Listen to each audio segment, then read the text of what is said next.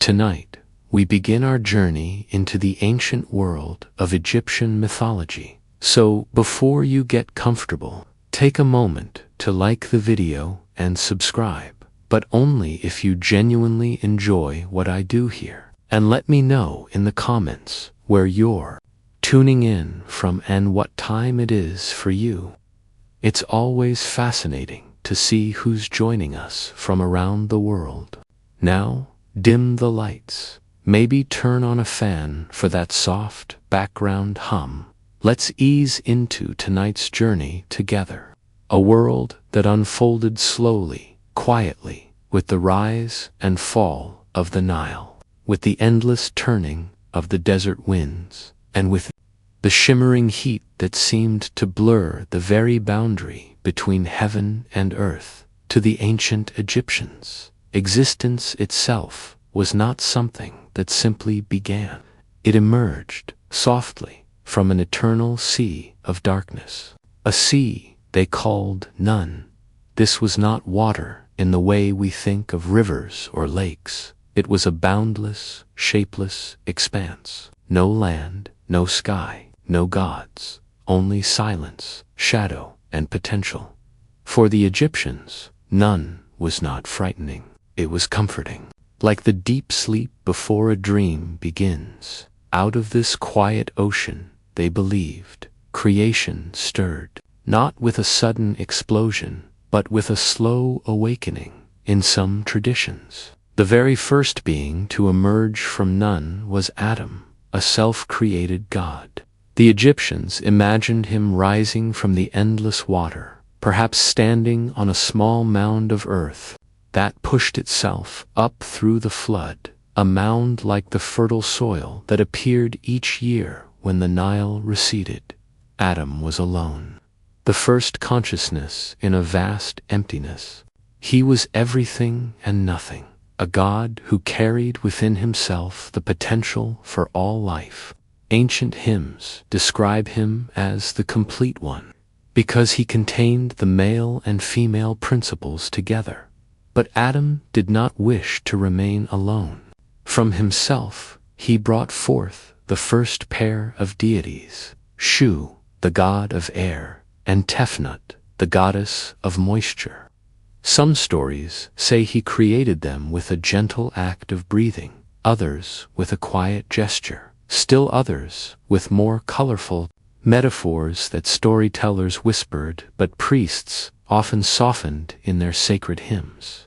In any case, Shu and Tefnut were born, and with them came separation, the space between air and water, dryness and dampness, light and shadow. Shu and Tefnut moved through the endless expanse, and in their wandering, they became lost. Adam, missing his children, sent out his eye to search for them. This eye was not just a tool of vision, but a living, divine presence, an aspect of Adam himself. When Shu and Tefnut finally returned, Adam wept with joy. From his tears, according to Egyptian myth, humanity was formed. Fragile, mortal beings, born not from power or might, but from a god's grief and happiness mingled together. This gentle detail is telling. To the Egyptians, humanity was not an accident, nor was it created from clay or bone or sacrifice. Instead, people came into existence through the tender emotion of a divine being, a moment of vulnerability from a god otherwise whole and complete. From Shu and Tefnut came the next pair, Geb, the earth, and Nut, the sky. In the earliest times, Geb and Nut were inseparable, pressed tightly together in an eternal embrace. Geb lay beneath as the fertile land, and Nut arched over him as the star-filled canopy of heaven. But the universe could not flourish while earth and sky were bound so closely. Shu, the god of air, forced himself between them, lifting Nut high above and pressing Geb downward. In this act, the world took shape, earth below, sky above, air in between, though separated, Geb and Nut's longing remained eternal. The Egyptians imagined earthquakes as Geb's laughter, thunder as the sound of Nut bending toward him, trying to draw near again. Even in their separation, the love of earth and sky never ceased. From this divided pair came for more gods who would dominate the myths of Egypt: Osiris, lord of fertility, agriculture, and eventually the afterlife; Isis, goddess of magic, motherhood, and kingship; Set, god of chaos, desert storms, and violence; Nephthys, goddess of twilight, morning, and protection. Together, these deities became the foundation of countless myths, stories of love, betrayal, death, and resurrection that echoed not only in temples but also in the daily rhythms of Egyptian life. But for now, in this first act of creation, what mattered most was the sense of unfolding order.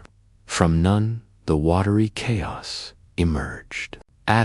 From Adam came Shu and Tefnut. From them, Geb and Nut. And from Geb and Nut, the children who would shape the destiny of gods and humans alike. It was not a sudden creation. It was a gradual flowering, layer upon layer, each god an element of the world itself. Egypt was not one unified kingdom at first. Different cities developed their own versions of creation. In Heliopolis, the myth centered on Adam, as we have just explored. But in Hermopolis, another tradition took shape: the myth of the Ogdoad, 8 primeval deities who represented the qualities of chaos, darkness, invisibility, endlessness, and hidden waters. Together, these 8 stirred the waters of none, until a single cosmic egg arose. From that egg, the sun god was born, shining across the endless waters and beginning the cycle of day and night. Elsewhere, in Memphis, priests told yet another story. Here, it was Ptah, the craftsman god, who created the world, not with his hands, but with his heart and tongue, thinking the world into being, then speaking it aloud. To the Memphite theologians, creation itself was an act of divine language. Every stone, every reed, every star was a word spoken by Ptah, carrying the weight of existence. These variations did not cancel one another. To the Egyptians, multiple truths could coexist, like different faces of the same jewel. Underlying all these stories was a rhythm, a cycle as dependable as the river Nile. Each year, the Nile flooded its banks, covering the land in dark, fertile silt. To the Egyptians, this was not just a natural event. It was a reflection of the primeval flood of Nun, a reminder that the world itself had once been submerged in endless water, just as the waters receded each year to reveal new life. So too had the waters of Nun given way to creation. Every harvest was a reenactment of that first dawn. Every sunrise was a miniature version of the cosmic beginning, with Ra rising again from darkness. The Egyptians lived with this sense of eternal return. Creation was not a single event locked in the past. It was ongoing, repeating, renewing itself each day, each year, each lifetime. When Egyptians built their temples, they did not see them simply as houses for the gods. Each temple was designed as a symbolic model of creation itself. The floor represented the first mound, rising from Nun. The ceiling, painted deep blue and studded with golden stars, represented Nut, the goddess of the sky. The columns, carved with reeds and lotus blossoms, represented the marshes of the primeval waters. To step into a temple was to step back into that first moment of creation. Priests performing rituals were not merely honoring the gods, they were sustaining the cosmos, reenacting the birth of the world so that order could continue against the threat of chaos. This concept of truth and cosmic order was central. The Egyptians believed that the universe was not guaranteed to remain stable. It had to be maintained, nourished, kept in balance. The sun had to rise, the Nile had to flood, the rituals had to be performed. Without the world could slip back into chaos, into the endless waters of none. And so, the myths of creation were not just stories, they were instructions, reminders of the delicate balance that allowed existence to continue. As you let your mind drift now, you can imagine yourself on the banks of the Nile thousands of years ago. The river is calm, the air warm, and the horizon glowing with the first light of dawn. You can almost feel the moment when darkness gives way to brightness, when silence gives way to the gentle sounds of birds and water. This is how the Egyptians imagined their world beginning, not with thunder or violence, but with a slow awakening, like the stirring of someone from deep, restful sleep. From the boundless waters of none, life emerged. From loneliness came companionship. From separation came the world itself. And from the tears of a god came humanity, fragile but enduring. The myths remind us that existence is not guaranteed but sustained, that every sunrise is both ordinary and divine, so that in the slow unfolding of time, order is always being renewed. And so, with these ancient stories in mind, you can close your eyes and let the calm waters of none carry you into rest, knowing that even in darkness, creation stirs, quietly waiting for the dawn. In the quiet rhythm of ancient Egyptian nights, when the heat of the desert began to ease and the stars shimmered like fragments of eternity scattered across the sky, people believed the most important journey of all was beginning. It was not the journey of mortals across the sands, or of boats across the Nile. It was the voyage of the sun god, Ra, who rose each morning to guide the day and descended each evening to face the mysteries of the underworld. For the Egyptians, the sun's path was not just a natural cycle. It was the heartbeat of creation, the assurance that the world would continue for another day. Each dawn, they imagined Ra rising from the horizon, his golden light spreading over the land. His brilliance was not simply the glow of the sun as we understand it, but the living presence of divinity. As he sailed across the heavens in his solar bark, Ra was both the sun itself and the captain of a divine vessel. This boat, gleaming with celestial power, carried him and a retinue of protective deities from east to west.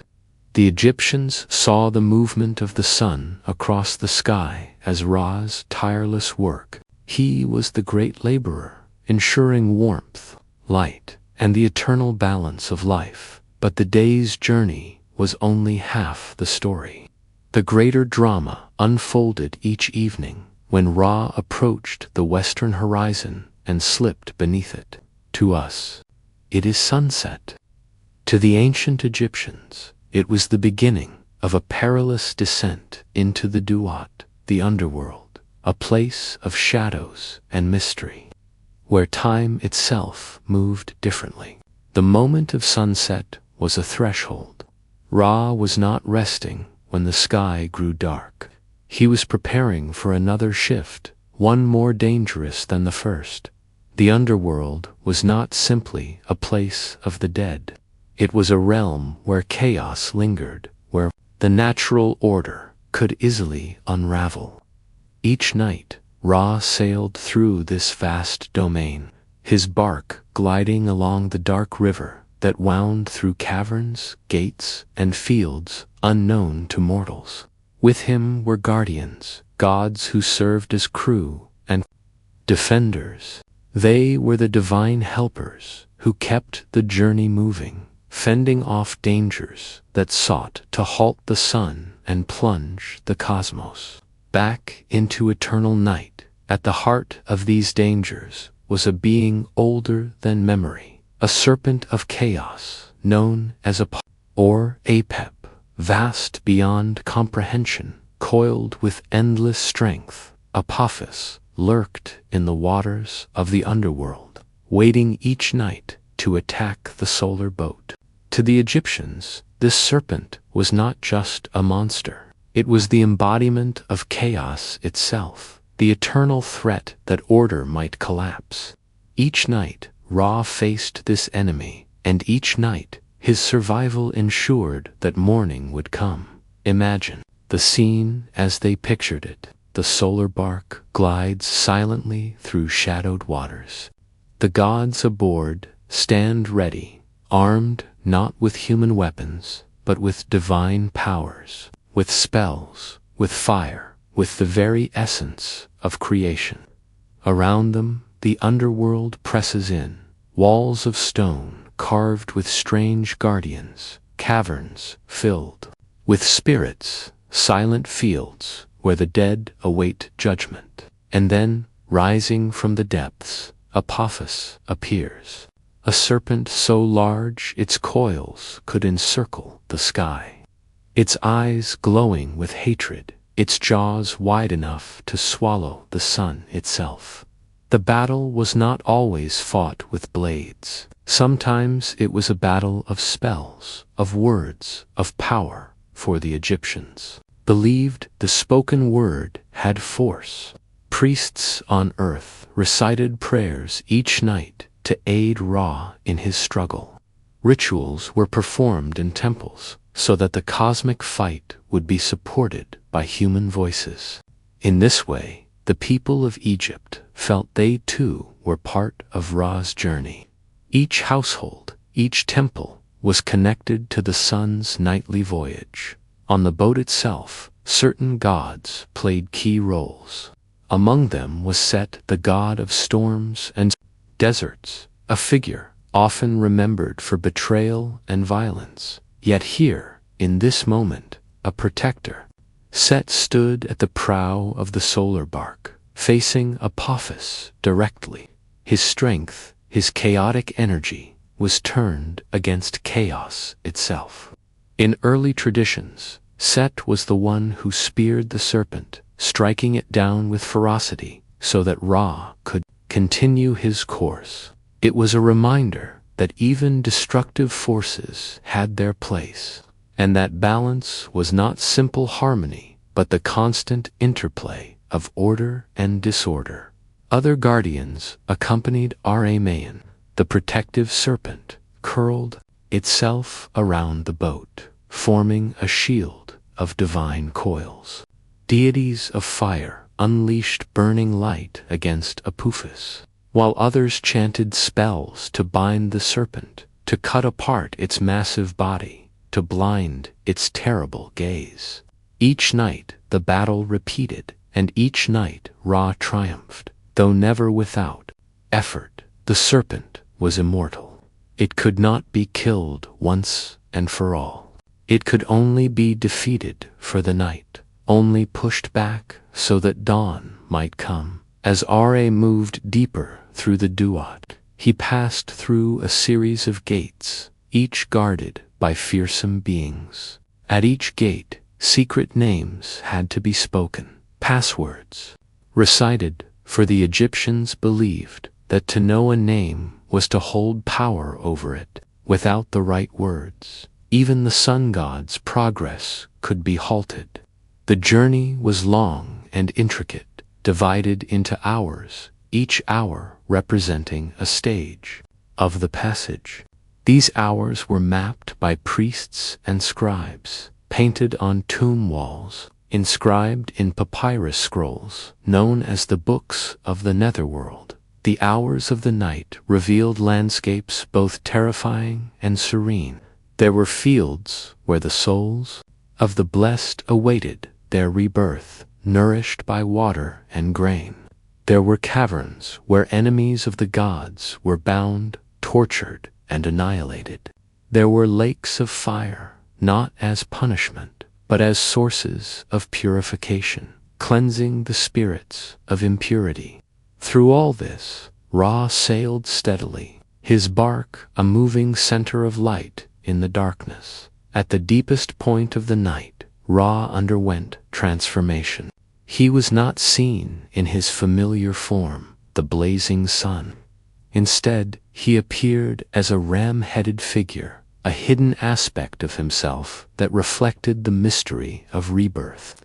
In this form, he joined with Osiris, the lord of the underworld, in a union of life and death, of renewal and decay. This moment was not one of finality, but of preparation. Out of death, life would return. Out of darkness, light would be reborn. The Egyptians saw this union as essential. Without passing through the realm of the dead, Ra could not rise again. Without enduring the threat of Apophis, the sun could not shine. In their cosmology, struggle and renewal were inseparable. The nightly voyage of Ra was not a story of endless triumph, but of endless perseverance. As the hours passed, as the serpent was defeated yet again, the bark drew near the eastern horizon. There, the gates of dawn awaited. At the final hour, Ra emerged from the duat, rising once more into the sky. The first rays of light spread across the world. The fields along the Nile gleamed with gold. The temples glowed with fresh brilliance. Morning had come, and with it, assurance. The world was safe for another day. This cycle was eternal. It repeated not only across days, but across lifetimes. Just as Ra traveled through the underworld, so too would every soul. The dead were guided along similar paths, judged and renewed. The nightly voyage of the sun was both cosmic and personal, both universal and intimate. Every Egyptian, from pharaoh to farmer, could imagine their journey mirrored in the path of Ra's bark. For the living, the story offered comfort.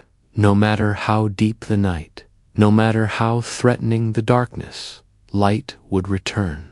Order would be restored. The serpent could never truly win. Its defeat was guaranteed not because it could be destroyed, but because the gods would always stand against it. The people, in turn, played their role with prayers, with rituals, with belief. Together, the cycle continued. Imagine lying, now beneath, that ancient sky, the stars spread wide, and the desert silent. In the distance, you see the horizon glow faintly, the promise of dawn. You know that in the unseen world below, the sun god has fought his battle and prevailed once again. Soon his light will touch the river, the fields, the temples, and your own resting face. It is a rhythm as old as memory, as constant as breath, and as you drift into rest, you carry with you the assurance the Egyptians carried each night, that darkness is not final, that order will rise from chaos, and that the gentle light of dawn is always waiting just beyond the horizon. There was a time, the Egyptians believed, when the gods walked more closely among men, when the divine and mortal shared the same world without such distance between them. The sun god, Ra, was not only the lord of the sky, not only the one who gave warmth and harvest, but a ruler in the earthly sense as well, guiding humanity as a king might guide his subjects. In those ancient days, as stories told around hearths and temples remembered, humanity grew restless beneath the gaze of Ra. The years passed, and mortals forgot their gratitude. They whispered in secret, doubting the sun's power, complaining of his commands, plotting rebellion against the very God who made their lives possible. For Ra, who had seen countless cycles of night and day, the whispers carried deep sorrow. He was not merely angered, but weary. He had carried the burden of creation, ensured the victory of order over chaos, and shepherded humanity through the endless rhythm of time. Yet the people who tilled the soil, who ate the grain born from the Nile's waters, who rose each morning to his light, began to take all this for granted. Their complaints grew louder, their disrespect bolder, until it seemed they had forgotten he was a god at all. The myth says that Ra, troubled by their ingratitude, called a council of the gods. He turned not to mortals for understanding, but to his divine children, seeking their counsel. The gathering was held in the place of the hidden horizon, where gods assembled to deliberate. With him came Shu, the god of air, who had once lifted the sky high above the earth. There was Tefnut, goddess of moisture, whose presence balanced the dryness of the desert. Geb, the earth, and Nut, the sky, were present, their vast bodies forming the very structure of the cosmos. And among them was Hathor, goddess of love and joy, who also carried within her the seed of great and dangerous power. Ra spoke of his pain, of how mortals no longer revered him, no longer honored his name with devotion. He asked the council what should be done. Some gods urged mercy, reminding him that mortals were weak, easily distracted, always faltering in their loyalty. Others whispered that rebellion against a god could not go unpunished, that to leave such insolence unanswered would erode the balance of order itself. If humans could rise against the sun, what else might they dare? It was in this moment that Ra chose a course of action. He resolved not to ignore the rebellion, but to send forth a manifestation of his wrath, one that would remind humanity of his power and restore the balance between gods and men. From Hathor, he drew out her fierce and violent aspect, a form born not of joy but of fury. She became Sekhmet, the lion-headed goddess, eyes blazing like the desert sun at its peak, claws sharp as the weapons of war, her breath hot as the sirocco wind that scorches the land. Sekhmet was unleashed upon humankind. She roared across the two lands of Egypt with unstoppable ferocity, a lioness hunting prey. Villages trembled as she came, fields turned red, and mortals scattered in terror. Her purpose was not only to punish, but to remind. With each life taken, each drop of blood spilled, she made clear the power of Ra, the folly of rebellion. The myth tells of days when the ground itself seemed drenched in crimson, when the Nile ran dark as though stained with the memory of her slaughter. Yet there was a problem. Sekhmet was not easily recalled. She had tasted blood, and the fury of battle consumed her. What began as punishment threatened to become annihilation. Mortals cried out in despair, but her ears were deaf to mercy. She was the lioness of destruction, and once loosed, she raged without restraint. Even the gods began to fear what they had unleashed. If Sekhmet continued unchecked, humanity itself might vanish, leaving behind only silence and sand. Ra, who had chosen her as his instrument, now faced a dilemma. He had wanted obedience restored, but not extinction. Humanity, despite its flaws, was necessary to the cosmic balance. The gods required the prayers of mortals, their rituals, their devotion, just as mortals required the gifts of the gods. The destruction of humanity would upset Ma'at, the order of the universe. And so Ra devised a plan not of battle, but of cunning. He commanded that beer be brewed in vast quantities, more than had ever been made before. But this was not ordinary beer. It was dyed red with ochre, until it resembled pools of blood. When the work was done, thousands of jars were poured onto the fields where Sekhmet prowled. From a distance, it looked as though the ground itself bled, as though rivers of life had spilled across the land. Sekhmet, drunk on battle lust, saw the red expanse and believed it to be blood.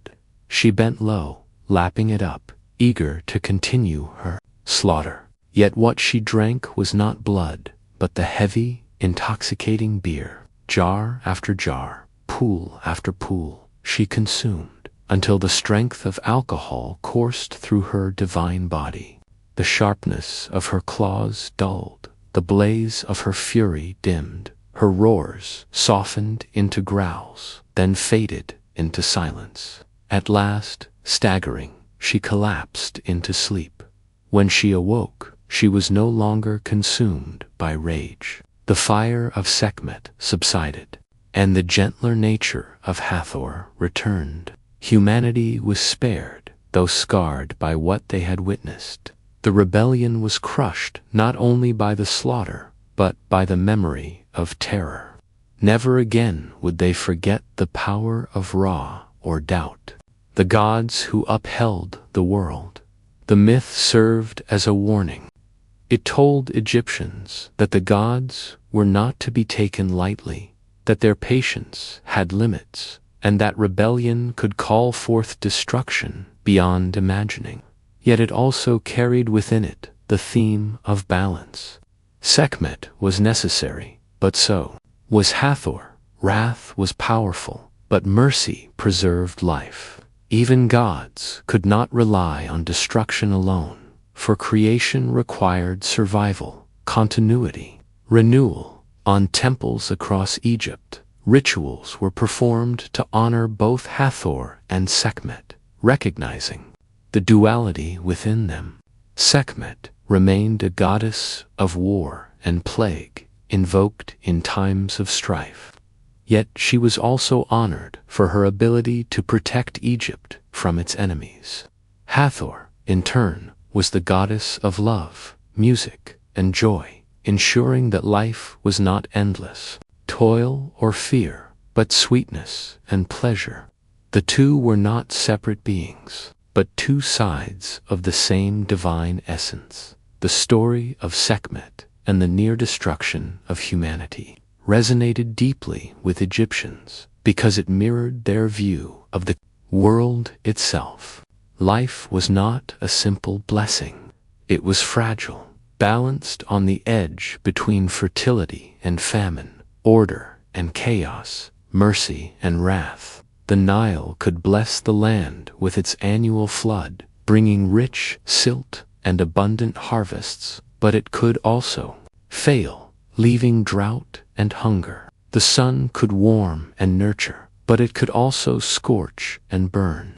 In this way, the myth reflected the natural rhythms of existence. When Egyptians prayed to Ra, to Hathor, or to Sekhmet, they were not only honoring distant gods, they were acknowledging the forces that shaped their lives each day. They lived in a land where too little water meant famine, too much water meant disaster, and the balance in between meant prosperity. They lived under a sun that could both sustain and kill.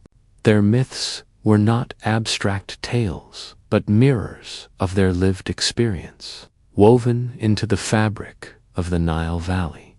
The story also gave meaning to human suffering. When plague struck, or war devastated, or crops failed, Egyptians could see in these calamities the hand of Sekhmet, unleashed to remind them of their place in the cosmic order.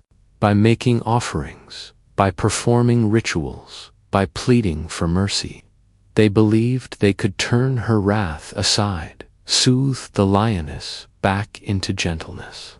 Festivals were held where beer was drunk in great quantities, not only as celebration, but as ritual remembrance of the night Sekhmet was pacified. In this way, the myth lived on, not only in words, but in practice, shaping the very rhythm of community life. Even as centuries passed and new dynasties rose and fell, the myth retained its power. Pharaohs claimed to be the chosen of Ra, embodying his light on earth, and by extension, wielding the balance of wrath and mercy. In their temples, priests inscribed hymns to Sekhmet, prayers to Hathor, invocations to Ra, binding the cycle of myth and history into one. And so, in the stillness of a night in ancient Egypt, when the desert winds whispered through palm groves, and the Nile lapped gently against its banks, people might remember the story. They would recall how rebellion nearly ended their kind, how the lioness stalked the fields, how the land ran red. They would recall, too, how cunning overcame fury, how red beer became the salvation of humankind, and how balance was restored. A goddess, fierce as the sun at its zenith. The fields, a people trembling, the land trembling with them. And then a river of red beer, shining under the starlight, spreading across the soil. The lioness bends drinks, and at last sleeps, her rage spent. Morning returns, life continues. The balance endures, in the Egyptian imagination. This was the truth of existence, that destruction and creation walked hand in hand, that wrath and mercy were but two faces of divinity, and that humanity, fragile though it was, would endure so long as the cycle continued. And so the myth whispered not only of fear, but of comfort. For just as Sekhmet could be calmed, so too could the harshness of life be softened. Just as dawn followed the night, mercy could follow wrath. And in that gentle assurance, the people of Egypt found the strength to continue to plant their fields, to sing their songs, and to rest beneath the eternal sky, confident that balance would always return. Long before the desert winds carved their paths across the shifting sands, and long before the temples of stone rose high against the sky, the Egyptians believed there had been a time when gods themselves ruled upon the earth. Among these gods were Osiris and Isis, brother and sister, husband and wife, their union a symbol of harmony and life. Osiris was the green-skinned lord of fertility, of agriculture, of all that grew from the land. His presence was not only divine but also practical, for he represented the cycles of grain, the rising and falling of the Nile, the endless renewal that sustained human life. Isis, his consort, was a goddess of magic, wisdom, and fierce devotion, beloved for her care, her protection, and her ceaseless determination. Together they embodied order and blessing, a union of power and love that promised prosperity to the people. But not all in the divine family looked upon Osiris with favor. His brother Set, god of storms, deserts, and chaos, harbored resentment and envy. Where Osiris brought fertility, Set ruled over barrenness. Where Osiris was praised and loved, Set often stirred unease. The balance between them was fragile, and, in the stories passed from temple to village, that balance shattered when Set's jealousy grew too heavy to restrain. The myth tells that Osiris ruled wisely over Egypt, bringing laws, teaching agriculture and ensuring that the people thrived. He was not merely a distant deity, but a king in the truest sense, one who guided with justice and care. His people flourished, their harvests abundant, their lives enriched, and Set, watching this, burned with envy. He plotted in silence, devising a way to overthrow his brother and claim power for himself. Set's plan was clever and cruel. He fashioned a chest, a beautiful coffin crafted to exact proportions, adorned with fine wood and precious decoration. It was not a gift, but a trap. Set announced a grand feast, inviting Osiris and many others to celebrate. In the midst of the revelry, he brought forth the chest and proclaimed that whoever fit perfectly within it could keep it as a prize. Laughter filled the hall as guests tried one by one, but none matched its dimensions. At last, Osiris himself, curious and unsuspecting, lay down within the chest. It closed around him with a perfect fit. In that moment, Set's trap was sprung. With the aid of conspirators, he slammed the lid shut, sealed it fast with molten lead, and carried it away. Osiris, trapped and helpless, was cast into the Nile. The river carried him far, his body drifting into the unknown, while Set claimed the throne, believing his brother gone forever. But the story does not end with treachery. It turns to Isis, whose love for Osiris knew no limits. Grief-stricken, she set forth on a tireless search, determined to recover the body of her husband. Across lands and waters she wandered, guided by whispers of rumor and fragments of hope. At last, she found the chest resting at Byblus, a city far beyond Egypt's borders. There, it had lodged within the trunk of a great tree which had grown around it, enclosing it within its heart. The tree had been cut down and placed as a pillar in a foreign palace. Isis, using her cunning and her magic, gained access to the pillar and reclaimed the chest, carrying Osiris back to Egypt. Her devotion was not only emotional but powerful. Isis was the mistress of spells, the goddess who knew the hidden names of the gods, who could bend reality with her words. She sought to use her magic to restore Osiris to life. Yet Set, discovering that his brother's body had been returned, struck again. In fury, he tore the body of Osiris into pieces, scattering them across the land so that no resurrection could be possible. Each fragment was hidden, cast into marshes, deserts, and waters. A cruel attempt to erase his brother forever. But Isis was relentless.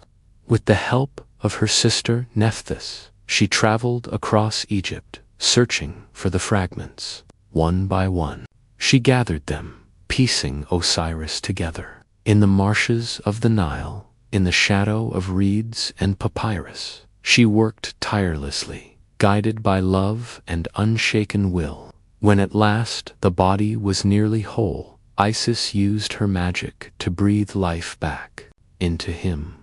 It was not the life of the living, but a new existence, a rebirth into the realm of the dead. Osiris could no longer walk among mortals. Instead, he became the ruler of the underworld, lord of the afterlife, judge of souls. Though separated by death, Isis and Osiris were not entirely sundered. For in her magic and devotion, Isis conceived a child by Osiris. This child was Horus, falcon-headed god of the sky, destined to challenge Set and restore balance to the world of the living. The myth continues, with Horus growing under Isis's care, hidden from Set's wrath, nurtured by her wisdom and her fierce protection. When he came of age, Horus faced his uncle in battles that stretched across land and sky, a struggle that mirrored the eternal conflict between order and chaos. The battles were long, filled with wounds and trials. In some tellings, Set gouged out Horus's eye, a wound that became a symbol of suffering and healing. The eye was later restored, becoming the Wadjet, the Eye of Horus, a sign of protection and wholeness treasured by Egyptians for millennia. In the end, Horus triumphed, reclaiming the throne of his father, while Set was cast down, confined to the deserts and storms that bore his name. Balance was restored, not in perfection, but in the eternal rhythm of opposition. The myth of Osiris, Isis, and Horus was not merely a tale of family and betrayal. For Egyptians, it explained the very cycle of life and death. Osiris's death was not an ending, but a transformation, just as the grain of wheat must be buried in the soil before it can rise anew. So too did Osiris descend into the underworld, only to rise again as ruler of the dead. The annual flooding of the Nile, which buried fields in water before leaving behind fertile silt, was seen as a reflection of his story. Death led to life, loss led to renewal. Every burial in Egypt echoed this myth. The dead were identified with Osiris, their tombs inscribed with prayers to ensure their rebirth. Mummies were carefully prepared so that the body, like that of Osiris, could endure and be reassembled for eternal life. Coffins were painted with green skin, the symbol of Osiris's fertility and rebirth, to ensure that the deceased shared in his triumph over death. To live again in the afterlife was to follow in the path of Osiris, guided by the magic of Isis, protected by the justice of Horus. The myth also spoke to the role of women in Egyptian imagination. Isis was not a passive mourner. She was active, determined, resourceful. Her magic, her intelligence, her persistence, all were essential in the triumph of life over death. Without her, Osiris would have remained lost. Without her, Horus would not have risen. Egyptians looked to Isis as a goddess of protection, of maternal care, of fierce devotion. She was invoked by mothers, by wives, by those seeking healing and wisdom. Her presence was both intimate and cosmic, a reminder that love could shape the destiny of gods themselves. Osiris, for his part, was not forgotten in the world of the living.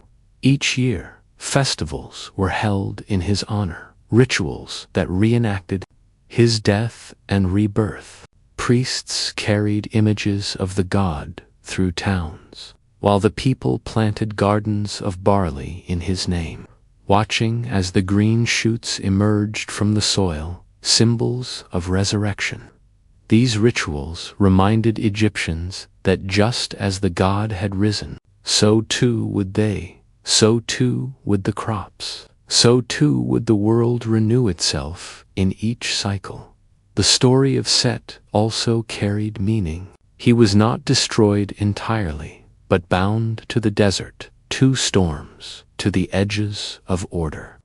In this way, chaos was not erased, but contained. Egyptians knew that chaos could never be wholly eliminated. It was a force that always lingered, always threatened, always pressed against the boundaries of Mat, the divine order. Yet through the story of Horus's victory, they believed that order would always prevail, that balance would always return. Even if the struggle was unending, as night deepens in your imagination, picture the vast land of Egypt beneath the stars. Somewhere, a farmer plants seeds in dark soil, trusting that they will rise again as green shoots. Somewhere, a priest chants in a temple, invoking the names of Osiris and Isis. Somewhere, a mother whispers a prayer to Isis for her child's safety. And in the quiet, the myth lives on, woven into the lives of all who walk beneath the eternal sky. In this way, the story of Osiris and Isis was not distant history, but living truth. It was the Nile's rhythm, the harvest's promise, the family's bond, the temple's ritual. It was death and rebirth, grief and love, struggle and triumph. It was the assurance that even when life ended, it continued, transformed, renewed.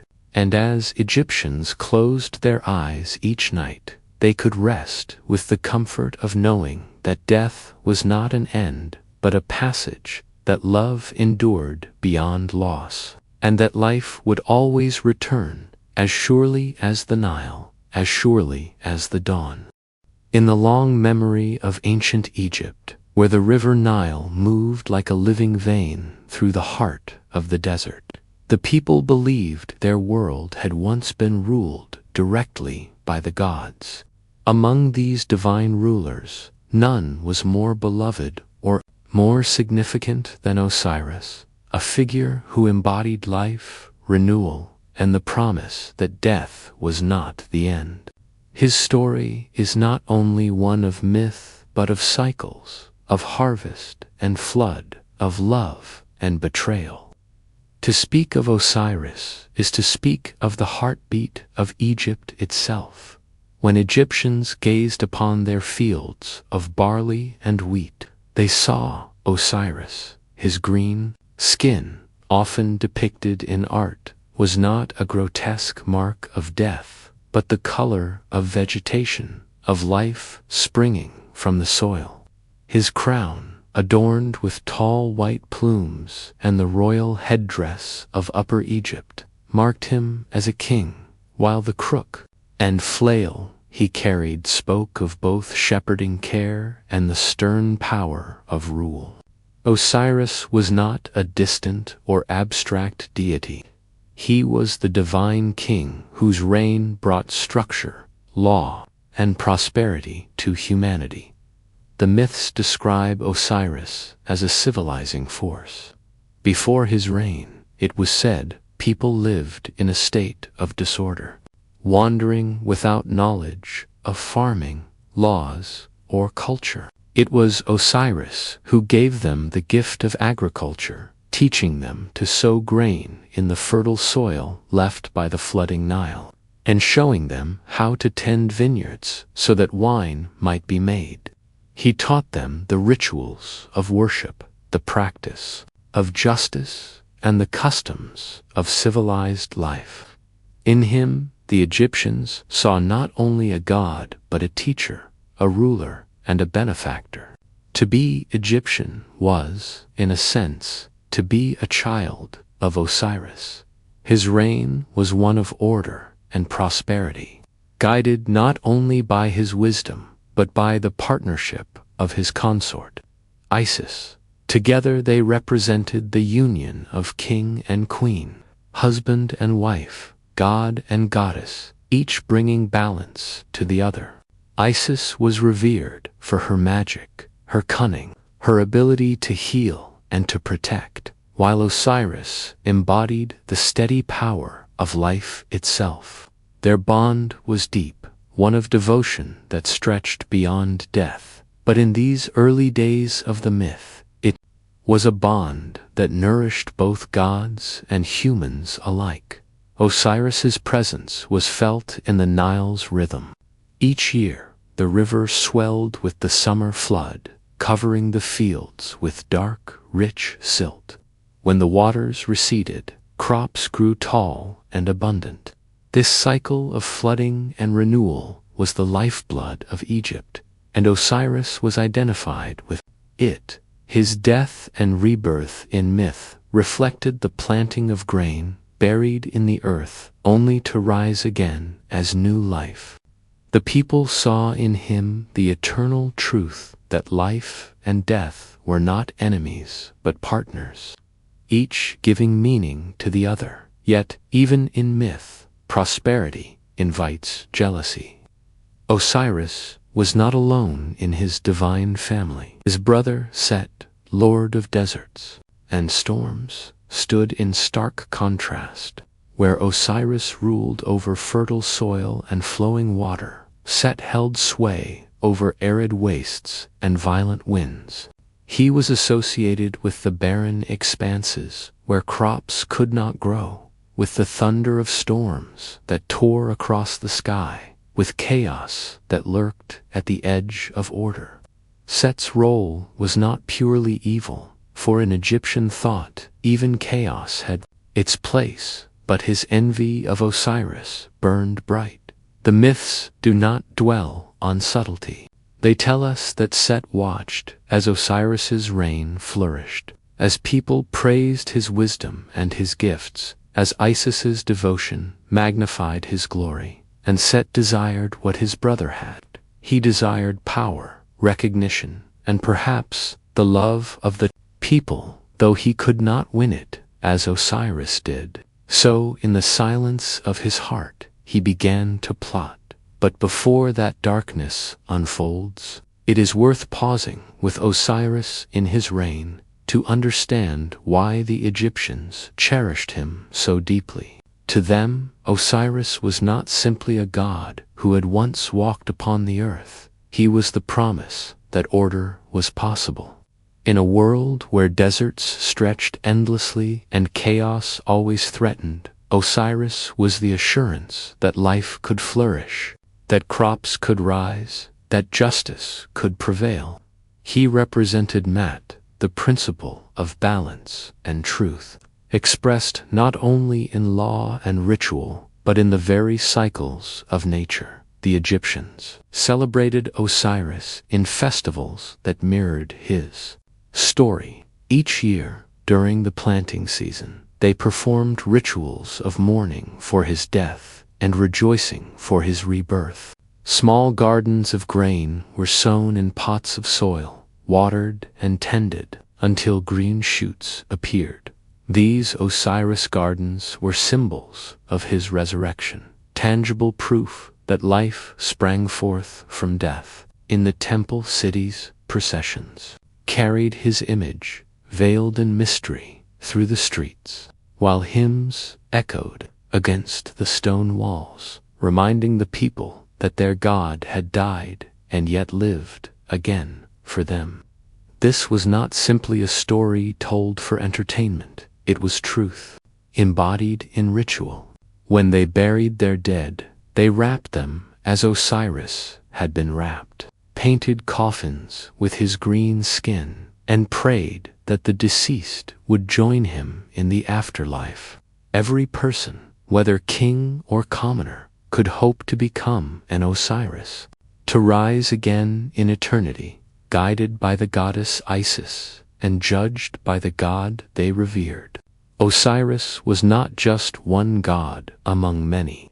He was the model for every human life.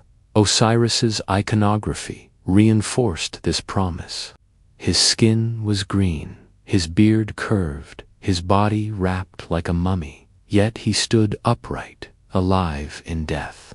He was at once the image of mortality and the assurance of resurrection. The crook and flail in his hands symbolized both his gentle care and his authority to command. His crown bore the white plume of Upper Egypt, linking him to kingship itself. Every pharaoh who ruled Egypt was seen as a living Horus, son of Osiris, destined to inherit his power. While in death, the pharaoh became Osiris, joining the god in the afterlife. In this way, the story of Osiris was woven into the very fabric of kingship and governance. The myths linger on the love of Isis for her husband, but they also emphasize Osiris's role as a judge. In later tradition, he became the lord of the underworld, seated on a throne within the Hall of Truth, where he judged the souls of the dead. This role, though linked to his death and resurrection, was already implicit in his kingship. To rule wisely, to uphold Maat, was to judge fairly, to ensure that truth prevailed. Osiris embodied justice, not as an abstract idea, but as a living principle, one that touched every field, every harvest, every court of law, as the people of Egypt lay down to rest, as the desert cooled and the stars spread like jewels across the night. They might imagine Osiris walking among their ancestors, guiding them into the afterlife. They might dream of him standing in the fields, watching over the grain as it grew. They might whisper his name in prayers, seeking renewal, forgiveness, or protection. For them, he was not far away.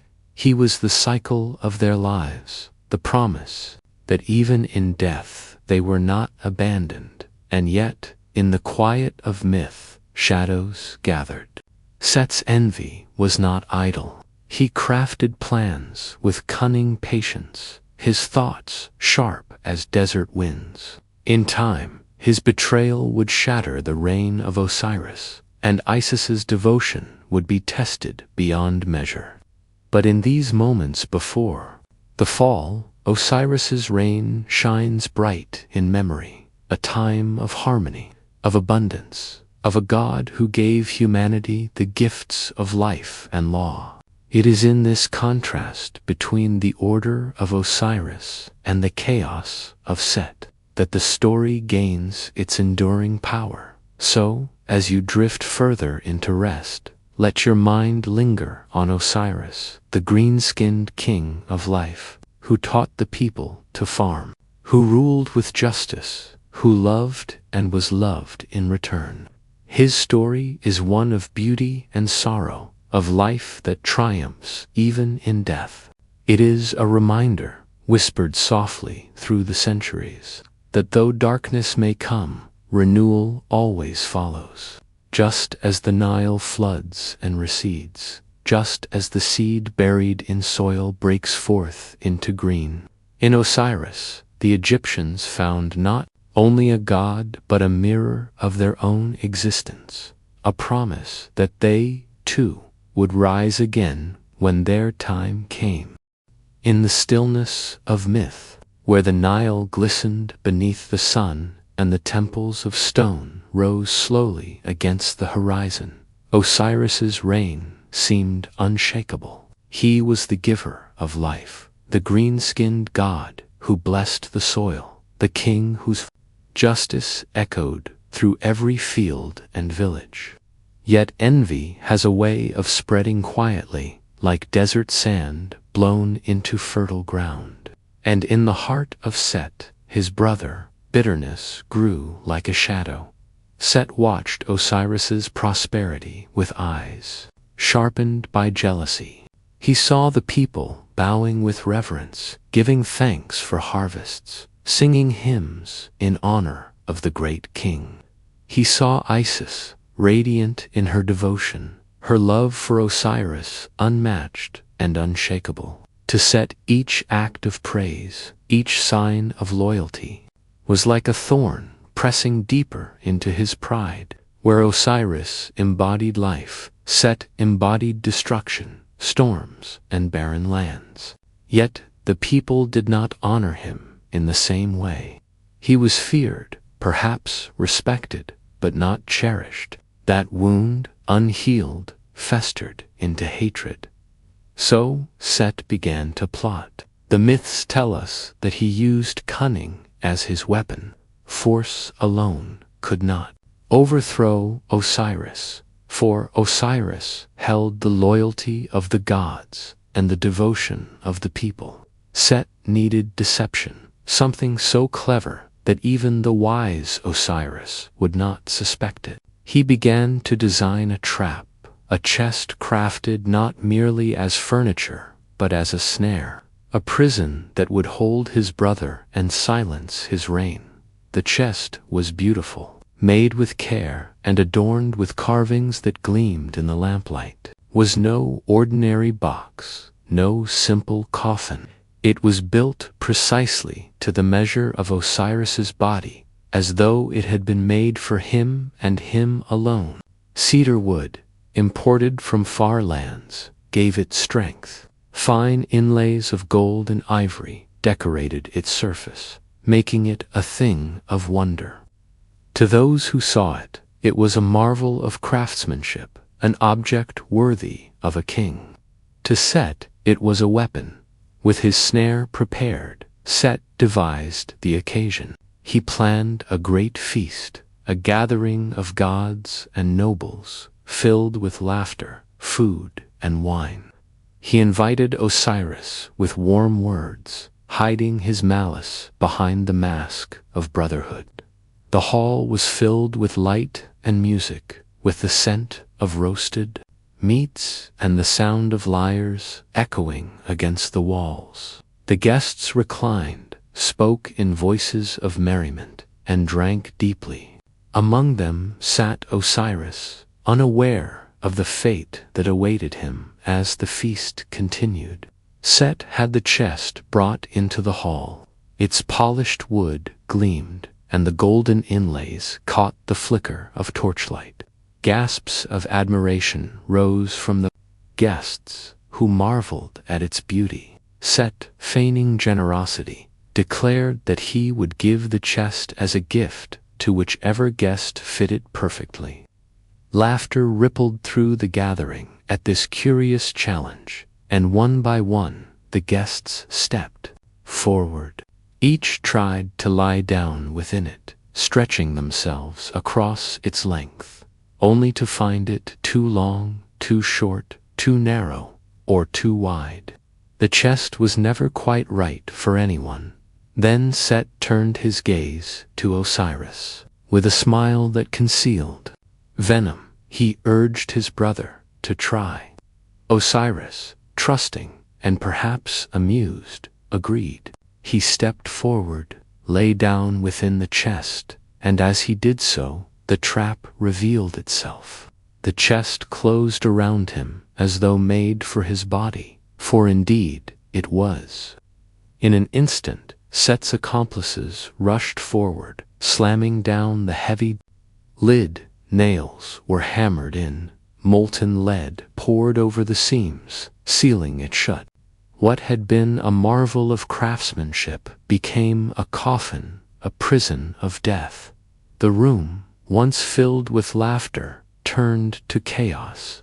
Some guests cried out in horror, others fled in fear, while Set's followers shouted triumph.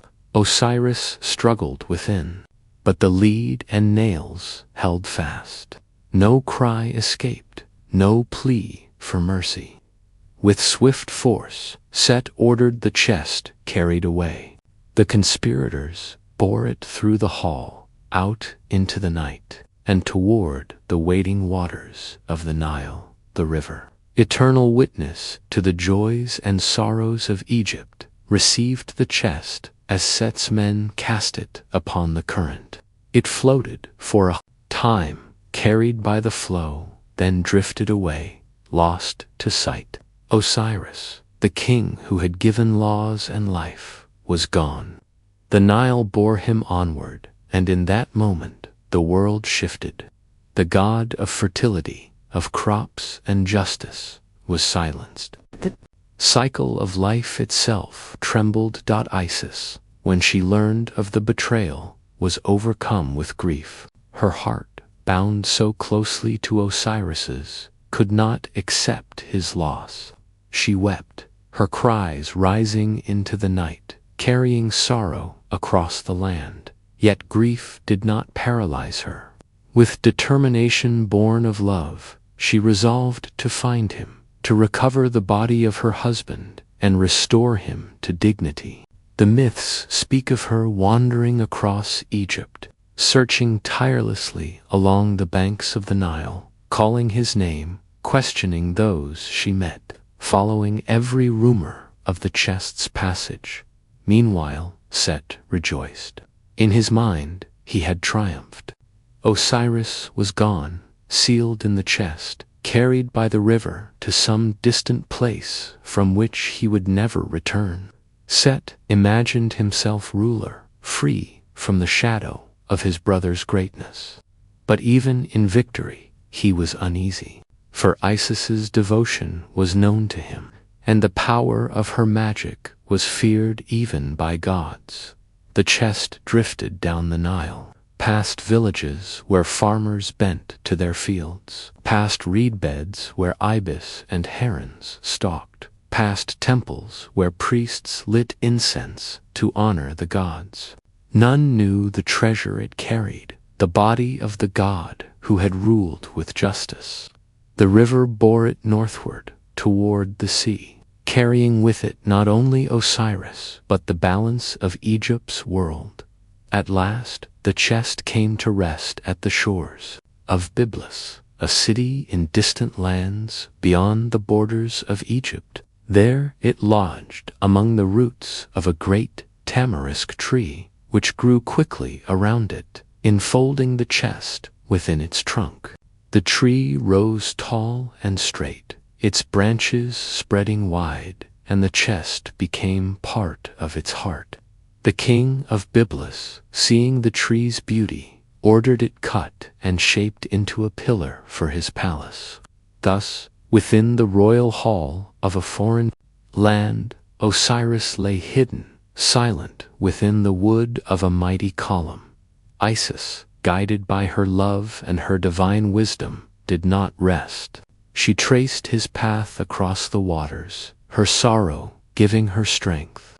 Some myths say she transformed herself into a bird, soaring over land and sea in search of him.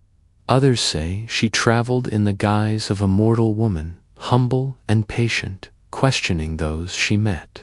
At last, her journey brought her to Byblus, where whispers told of a wondrous tree that had grown suddenly and been cut for the king's house. There, Isis waited, veiling her divinity, serving in the household of the queen. Her presence brought blessing, for wherever she went, healing and prosperity followed. The queen, struck by Isis's grace, welcomed her into the palace, unaware that this mysterious servant sought the hidden body of her husband. Quietly, patiently, Isis revealed herself, telling the queen of her sorrow and her search. Moved by compassion, the queen led her to the great column, and there, within its core, Isis found what she had sought. She wept again, tears of both grief and relief, for she had found Osiris, but not restored him. She embraced the pillar, clung to the wood that held her beloved, and with the queen's aid, she recovered the chest. Carrying it with her, she set out once more, determined to hide it from Set and protect it until she could bring Osiris back to life. The myths linger on these moments, describing Isis's devotion in tender detail. Her love was unbroken, her will unbent. She mourned, but she also worked. Her magic was not yet complete, but the first step had been taken. She had found him. Though Osiris lay silent within the chest, though his breath was gone and his body bound, her hope endured. In that hope, the Egyptians saw a lesson, that love is stronger than betrayal, that grief can give rise to perseverance, that even in loss there is the promise of renewal. Meanwhile, Set's triumph was already fading. He had rid himself of Osiris, but he had not destroyed the devotion of Isis, nor the truth that Osiris embodied. The Nile still flowed, the crops still grew, and the people still whispered prayers to the absent god. His story did not end in the chest, nor in the tree at Byblus. It continued, carried by love, by ritual, by the unshakable belief that life and death were bound together in eternal cycle. So the story pauses here, with Isis cradling the chest that held her beloved, her tears falling upon the wood, her heart resolved to restore what was lost. In the silence of myth, one can almost hear the Nile flowing, the winds moving across the desert, and the faint beat of life waiting to rise again. Osiris was gone, but not forever. For in the memory of Egypt, no death was final, no betrayal absolute. The chest had been found, and with it the hope of resurrection. The chest that held Osiris was heavy with sorrow, yet to Isis it was also heavy with hope. She had carried it from the palace of Byblus, aided by those who had shown her kindness, and now she kept it hidden, guarding it from the eyes of Set. Her love was her guide, her grief, her strength, and her magic, her instrument. Where others would have surrendered to despair, Isis pressed onward. She believed that death was not an end, only a passage, and that Osiris could yet be restored in some form. The myths describe her devotion in tender images. Alone, she opened the chest and gazed upon the lifeless body of her husband. His skin, once green with the promise of life, lay still and silent. She wept, her tears falling like dew upon his form, but she did not linger, only in mourning. With careful hands, she began her work, uttering words of power, weaving spells that drew upon the eternal rhythms of nature. In her magic was the force of the Nile's flood, the breath of the wind over the desert, the cycle of stars that never ceased. She was not merely a grieving widow. She was a goddess, and her love gave her strength to call back what had been taken. It is said that she transformed herself into a kite, a bird of the marshes, with wings spread wide and feathers shimmering in the moonlight. Hovering over Osiris, she beat her wings, filling his body with breath and stirring the pulse of life. For a moment, death was undone. Osiris lived again, not fully as before, not to walk once more among the people as king, but enough to embrace Isis and to share with her the seed of new life. From this union, Horus was conceived, the child who would one day avenge his father and restore balance to Egypt. This act, delicate and mysterious, was not merely a story of love, but of continuity. For the Egyptians, life was never broken completely by death. Just as the grain buried in soil rose again in green shoots, just as the sun sank each night, only to rise at dawn, so too could Osiris, even in death, give life. Through Horus, his lineage endured. Through Isis, his memory was preserved. The cycle was unbroken, yet Isis knew that her work was not finished. She had stirred Osiris to life, but only briefly. His destiny was no longer to reign upon the earth. That place was now uncertain, caught between the ambitions of Set and the growing life within Isis's womb. Osiris's fate was to descend into the underworld, to rule there as Lord of the Dead, to judge souls with the scales of math. But before that destiny could unfold, Isis had to protect his body. For Set's malice was not yet spent. She hid the chest, concealing it among reeds or in a secluded place, depending on the telling of the tale. She sought solitude where she could work her magic in peace, where she could carry her child in safety. For Horus was more than a son. He was the future of Egypt, the one who would stand against Set, the one who would embody justice and kingship as his father had. Every heartbeat within her carried the promise of restoration. But Set was watchful. Rumors reached him that Isis had found the chest, that she had reclaimed her husband's body. His fury flared, for his triumph was slipping away. He could not allow Osiris even the dignity of death. He could not allow Isis the comfort of her devotion. In his rage, he sought out the chest once more. When he discovered it, his anger knew no bounds. Dragging the body from its coffin, he set upon it with violence. He tore Osiris into pieces, scattering his remains across the land, so that no whole body might ever rise again. Some tales say he divided the body into 14 parts, casting them into the Nile, or burying them in distant places, each piece hidden from the others.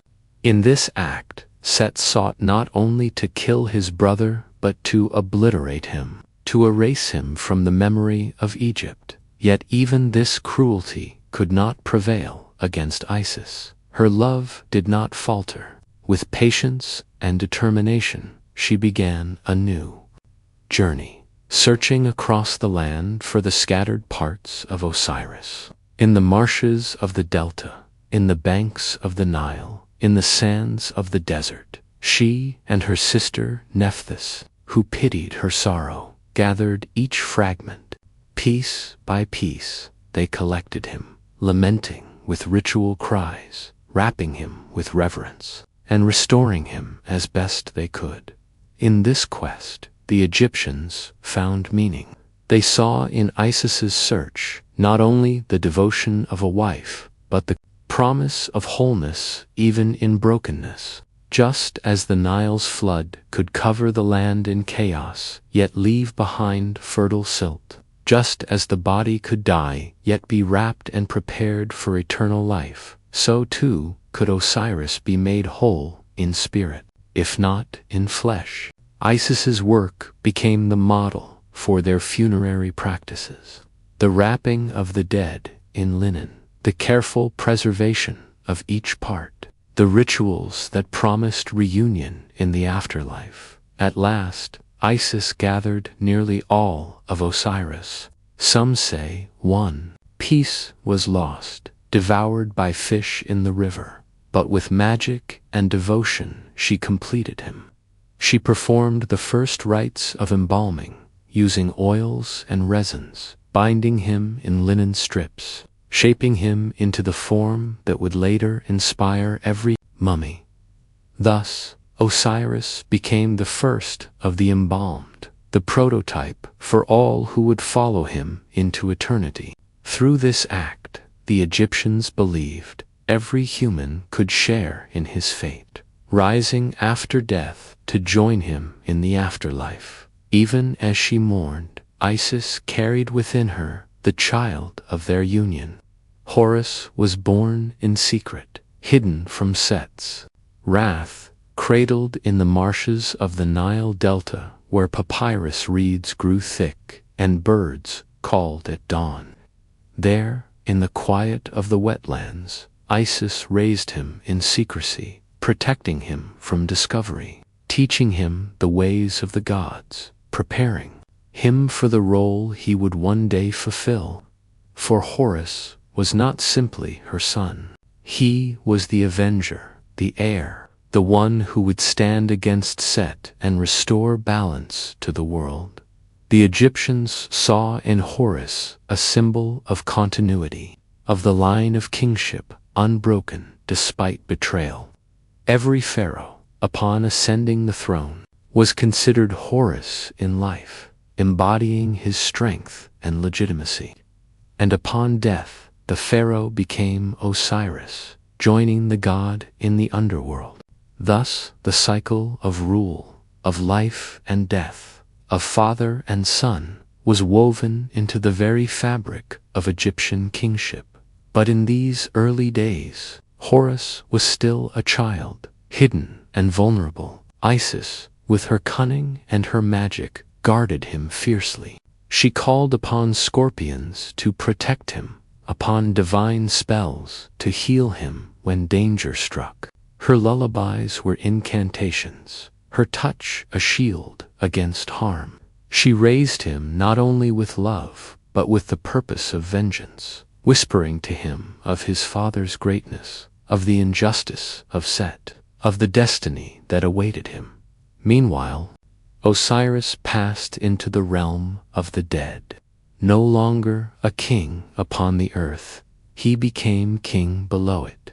He sat upon a throne in the hall of truth, where the hearts of the dead were weighed against the feather of Mat. Those who lived justly were welcomed into fields of peace, where crops grew without end and waters flowed clear. Those who carried deceit and sin were cast aside, devoured by Ammit, the devourer of souls. In this role, Osiris was not lost. He was eternal, the judge and the guide. The promise that death was not destruction, but transformation. Thus the myth stretched across 3 realms at once. Osiris, broken and restored, ruled the underworld. Isis, grieving yet determined, guarded their son in the living world. And Horus, growing in secret, carried the seed of the future. Set, restless and furious, ruled the desert and the storm, his power unchecked but his doom foretold. Each figure played a part in the balance of life, death, and rebirth, each reflecting the eternal truth the Egyptians saw in their world, that chaos and order were always in struggle, that love endured even through death, and that renewal followed loss. So as the story lingers in this moment, Isis cradles her child, whispering ancient spells beneath the stars, while Osiris presides over the realm of souls, his green skin glowing in the torchlight of eternity. Set prowls in anger, yet his victory is incomplete, for from love and devotion, new life has come, and the people of Egypt, hearing these tales, found in them a mirror of their own lives, the pain of loss, the promise of renewal, the hope that beyond death lies not silence but eternity. Asterisk, the child of Isis grew in secret, far from the sight of Set, far from the dangers of court and desert. In the marshes of the Nile Delta, the reeds whispered in the wind, and the waters sheltered the hidden mother and her son. The swamps were alive with the cries of birds and the rustle of unseen creatures, but there Isis found both solitude and protection. Each day she guarded Horus with spells. Each night she whispered to him of his father's greatness, telling stories of Osiris, so that even in infancy he would know the weight of his lineage. She rocked him to sleep with lullabies that carried both comfort and incantation. His eyes were sharp, his features marked by divinity, and from his earliest days he was tested. Venomous creatures, sent by Set or wandering from the marshes, sought to harm him. Once, it is said, scorpions stung him as he played near the reeds, and his small body grew cold and still. Isis's grief rose like a storm, but she was no ordinary mother. She called upon the gods with her cries, her magic bursting forth in waves of command. She demanded the attention of Ra himself, the sun god, and pleaded for the child's life. Her words, woven with love and divine authority, compelled the heavens to act. Horus was revived, his breath restored, his destiny secured. The myths describe Isis as tireless in her protection. When the Nile's floods swelled, she carried Horus to safety. When Set's spies drew near, she cloaked him in illusions. When illness threatened, she brewed potions from herbs and spoke healing charms that could drive poison from the blood. In every trial, she showed not only the love of a mother, but the cunning of a sorceress. The Egyptians saw in her the perfect model of devotion, fierce, unyielding. and capable of bending the cosmos for the sake of her child. As Horus grew, so too did the memory of his father's death and the injustice of Set's rule. The people of Egypt whispered of Osiris, the good king lost to treachery, and they looked to Horus as the rightful heir. The land itself seemed to ache for balance, for the floods and harvests were bound to the cycles of harmony and order. With Set upon the throne, chaos reigned, storms struck, and the desert's reach grew wider. It was as if the world held its breath, waiting for the moment when Horus would rise to challenge his uncle. The confrontation, when it came, did not unfold as a single battle, but as a long, drawn-out struggle that lasted for years, even decades. The Egyptians told of trials and contests between Horus and Set, overseen by the assembly of gods. Each test meant to determine who was the rightful ruler of Egypt. It was not only a feud between two deities, but a cosmic trial, with the balance of order and chaos hanging in the outcome. To prove their worth, Horus and Set each built a vessel and set out to test their skill. Horus, clever and cautious, fashioned his boat from wood, sturdy and sound. Set, seeking to outwit his rival, constructed his vessel from stone, enchanted to float, but the weight of it dragged him down, and his craft sank into the Nile. Horus, steady and determined, sailed onward.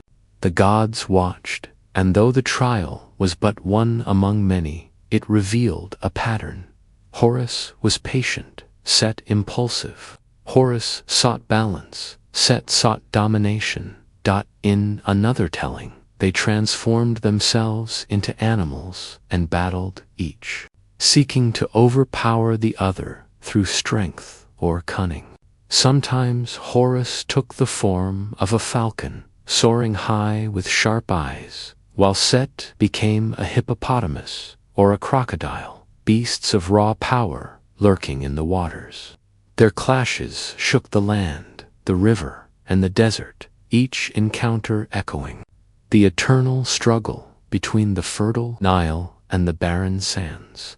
The most famous of their contests was not of strength, but of patience. The gods, weary of their quarrels, convened a council to decide who should inherit Osiris's throne. They listened to Horus, who spoke of justice, of the right of a son to follow his father, of the need for balance. They listened to Set, who argued that strength alone should rule, that the world belonged to the powerful. The council hesitated, for Set was fierce and dangerous, and some gods feared his wrath. The debates stretched on, not for days or months, but for 80 years, according to the old tales. Imagine the patience of a people who believed their gods, debated for generations, their quarrel woven into the passage of time itself. The Egyptians did not hurry their myths, for the lessons were not about quick victories, but about endurance, persistence, and the slow turning of justice. Among these contests lay moments of strange humor and unsettling imagery, for mythology often veered into the unexpected. One tale describes Set attempting to humiliate Horus, a scheme both crude and symbolic, meant to undermine his rival's purity and honor.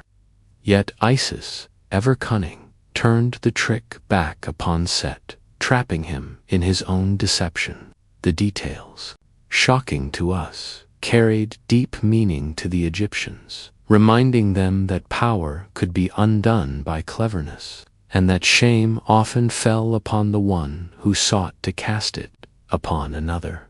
The struggle was not only between two gods, but among the entire pantheon. Some deities sided with Set, drawn by his strength or his boldness. Even Ra, the great sun god, wavered at times, torn between the two. For the gods themselves were not beyond dispute, and their counsel reflected the quarrels of humanity. Through it all, Horus bore the wounds of battle. In one fierce encounter, Set struck out his eye, gouging it from its place. Yet even this loss became a symbol of restoration, for Thoth, the wise god of writing and knowledge, healed the eye, making it whole again. The restored eye of Horus became a sign of protection and healing, worn by pharaohs, carved upon amulets, painted in tombs, a reminder that even what is wounded can be restored. At last, after trials unnumbered and quarrels unending, the gods gave their judgment. Horus, the son of Osiris, was declared the rightful ruler of Egypt. His patience, his endurance, his legitimacy as heir, and the support of the people and the gods secured his place. Set, though defeated, was not destroyed. In some tales he was cast into the desert, his domain forever the barren sands and storms.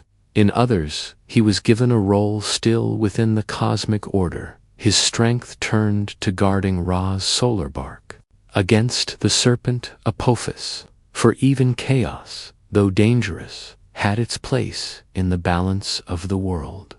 Horus ascended to the throne, his eyes keen like the falcon, his presence both regal and fierce. With him, order was restored, the Nile flowed, the harvests returned, and the people rejoiced. Each pharaoh who came after him took upon himself the mantle of Horus, declaring that he too was the living god upon earth, the heir of Osiris, the guardian of Egypt. In death, he would join Osiris in the underworld, completing the eternal cycle of father and son, of death and rebirth, of order restored after chaos. For the Egyptians, these stories were not only myths of distant gods, they were reflections of life itself. They explained why the river flooded and why the desert threatened. They gave meaning to kingship, making each ruler not merely a man, but a continuation of divine justice. They gave comfort in death, showing that Osiris had walked the path before them and that Isis would protect them as she had protected her son. And they gave hope in times of struggle, reminding them that though Set's storms might rage, though injustice might linger, balance would return in time. Thus, the myth of Horus and Set was more than a tale of vengeance. It was a parable of endurance, of patience rewarded, of justice that might be delayed but never denied. In the long nights of Egypt, when the desert winds howled and the stars turned slowly above, the people could remember this struggle and find in it the assurance that order would prevail. And so we leave Isis, her task complete, her son enthroned, her husband eternal in the underworld. We leave Horus, triumphant yet scarred, bearing the eye that was wounded and restored, symbol of protection and healing. We leave Set, raging in the desert or stabbing at serpents in the night, his chaos, contained but never destroyed.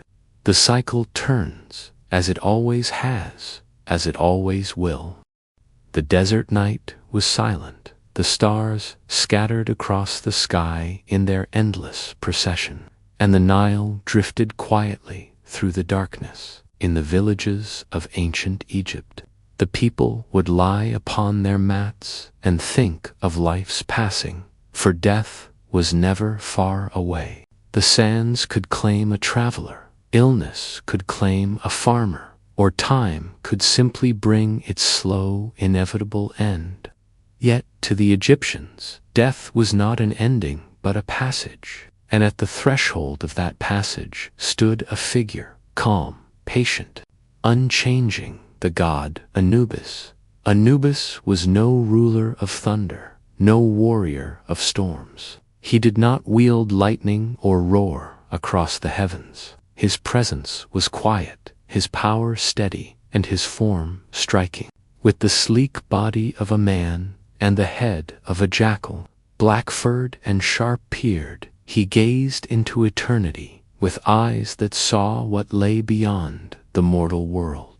To the living, jackals were creatures of the desert, often seen prowling near the edges of cemeteries, scavengers at the threshold of life and death. To the Egyptians, this made them sacred, guardians of the places where the departed were laid to rest. In Anubis, the scavenger became a protector, the wanderer of graves transformed into the eternal guardian of the dead. In the earliest days of Egyptian belief, long before Osiris came to rule the underworld, Anubis was thought to be its first and foremost god. He was the one who guided the souls of kings, the one who prepared them for eternity, the one who stood watch over tombs. Later, when the cult of Osiris grew stronger, Anubis's role shifted. He no longer reigned alone over the land of the dead, but became its chief attendant, embalmer, and guardian. In myths, he is often described as the son of Osiris and Nephthys, though the tales vary. Some say Nephthys, sister of Isis, bore him in secret, and Isis herself raised him as her own. However the stories were told, Anubis remained a figure of loyalty, bound forever to the preservation of life after death. The Egyptians believed the body was essential to eternal life. Without it, the soul could not endure. Thus, the process of mummification was more than a ritual. It was a sacred act, a bridge between mortality and immortality. And in every step of that process, Anubis was present. Priests who carried out embalming dressed as Anubis, wearing jackal masks and speaking prayers in his name. To the families who mourned, the sight was both terrifying and comforting, for though the priest wore a mask, they knew it was Anubis himself guiding the work. The process began with washing the body, purifying it in the waters of the Nile. The priests chanted as they worked, their voices low and rhythmic, echoing through the chamber like a lullaby for the departed. Then the organs were carefully removed, preserved separately, and guarded by the 4 sons of Horus, each protected by a goddess. The body was dried with natron, packed with resins and linens, and wrapped in layers upon layers of cloth. Each binding was accompanied by words of power, each knot tied with a prayer, each amulet placed with intention. The mask of Anubis watched over the entire process, his jackal face expressionless yet filled with meaning. It was believed that Anubis himself performed these rites for Osiris when he was slain by Set in the myth when Isis gathered her husband's body. It was Anubis who aided her, teaching her the secrets of preservation. With gentle hands and divine knowledge, he bound Osiris in wrappings, prepared him for resurrection, and ensured that his body would endure forever. From that act came the practice of embalming, a gift of the gods to humanity, a promise that death could be transformed into eternity. But Anubis was not only the embalmer, he was also the guide. When a soul left the body, it wandered through the desert of the afterlife, uncertain and vulnerable. The journey was perilous, filled with obstacles and dangers. Spirits who might mislead, demons who might attack, trials that could confuse the unprepared. It was Anubis who walked beside the soul, silent and steadfast, leading it through the dark. His black fur symbolized the fertile soil of the Nile after the flood, the promise of rebirth from decay. Where fear might have overwhelmed the soul, Anubis's presence gave calm. Where despair might have risen, his guidance gave direction. The end of this journey lay the Hall of Mat, the place of judgment. There the soul stood before Osiris, the great king of the underworld, seated upon his throne, with Isis and Nephthys by his side. The 42 assessors of judgment sat in rows, each representing a principle of justice. In the center of the hall stood a great scale, and upon that scale the heart of the deceased would be weighed against the feather of Mat, the goddess of truth, balance, and order. It was Anubis who performed the weighing. With steady hands, he placed the heart upon one side of the scale, the feather upon the other. His expression did not change. He showed no preference, no judgment of his own. He was impartial, silent, unyielding. If the heart was light, balanced with truth, the soul was welcomed into eternity. If the heart was heavy with lies, cruelty, or imbalance, the scale would tip. In that case, the monster Ammit, part crocodile, part lion, part hippopotamus, crouched beside the scales, ready to devour the unworthy heart. The soul, denied of eternity, would vanish forever. Lost to oblivion, the Egyptians did not fear Anubis, though his face was jackal and his presence belonged to death. Instead, they revered him, for he did not deceive or torment. He guarded, guided, and ensured that justice was done. He was not a punisher, but a protector. Even if the judgment was harsh, it was fair, and in that fairness lay comfort. People of Egypt, death was not an interruption, but a continuation. The tombs they built were not places of despair, but of preparation. Walls were painted with scenes of fields and rivers, musicians and banquets, servants and offerings. Food, clothing, tools, and treasures were placed beside the dead, not as tokens of grief, but as provisions for the journey. And always, images of Anubis were there, painted or carved upon the walls, standing at the head of the bier, bending over. The mummy, guiding the soul with his long ears attentive and his jackal muzzle calm. To fall asleep in ancient Egypt was to dream of death and rebirth. Each night the sun itself was believed to die, sinking below the horizon into the underworld.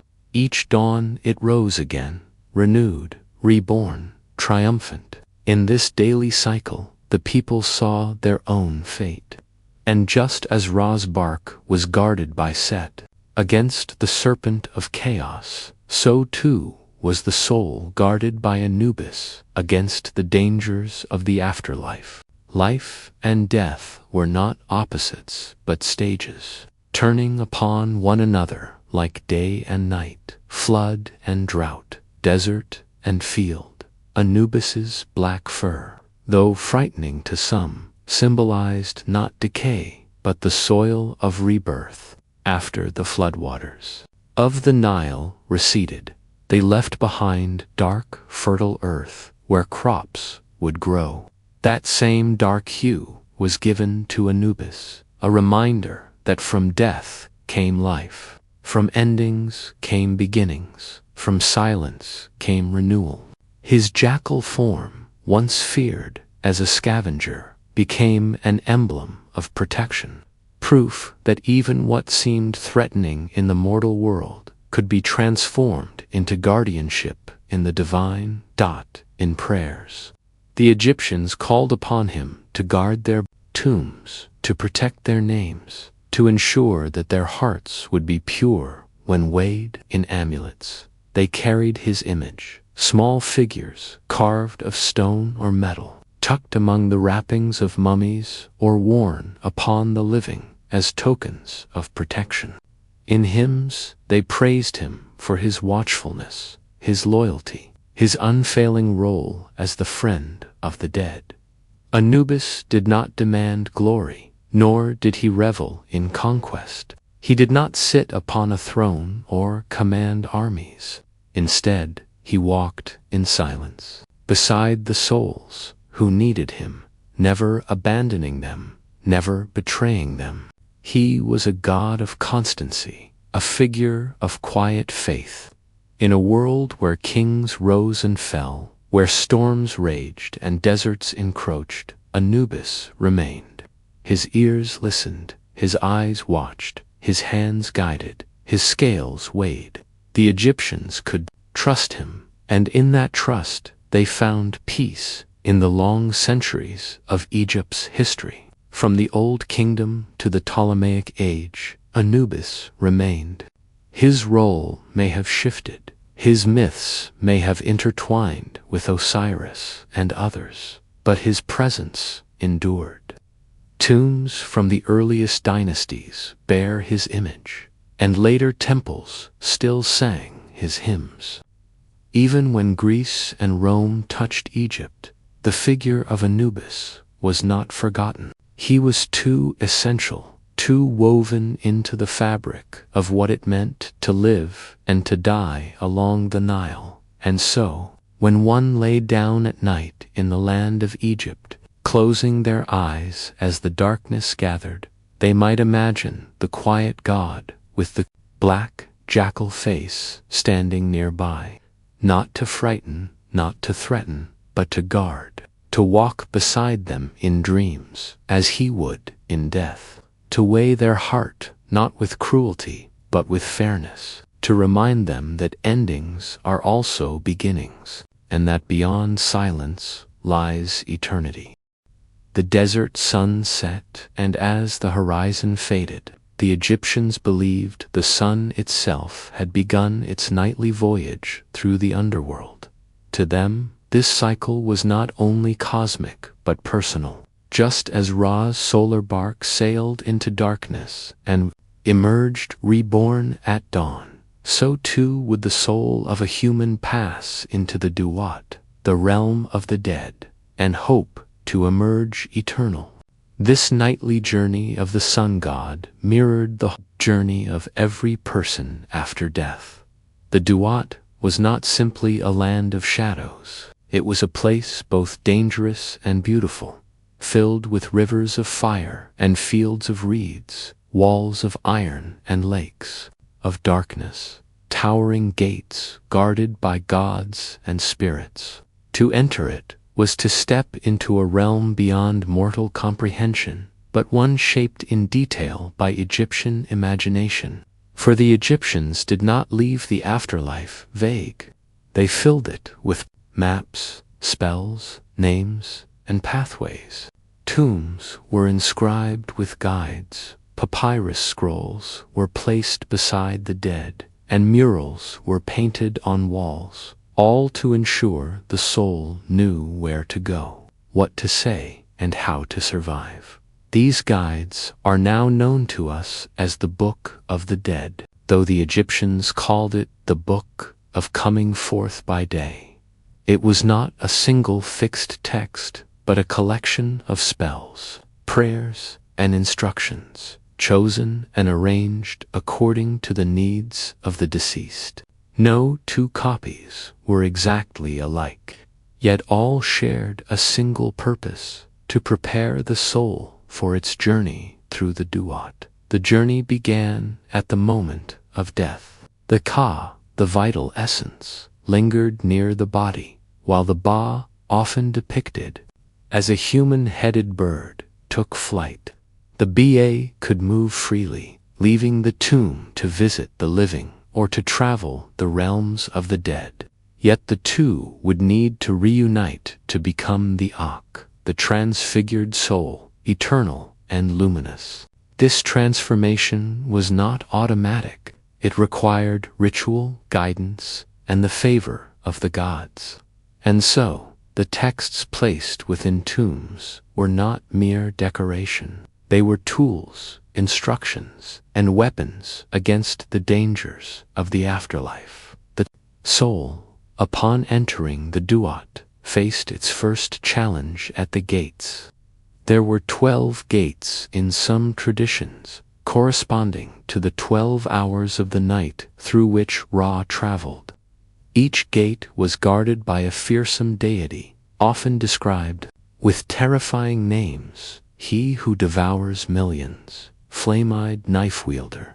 To pass each gate, the soul needed to know the names of the guardians and recite them correctly.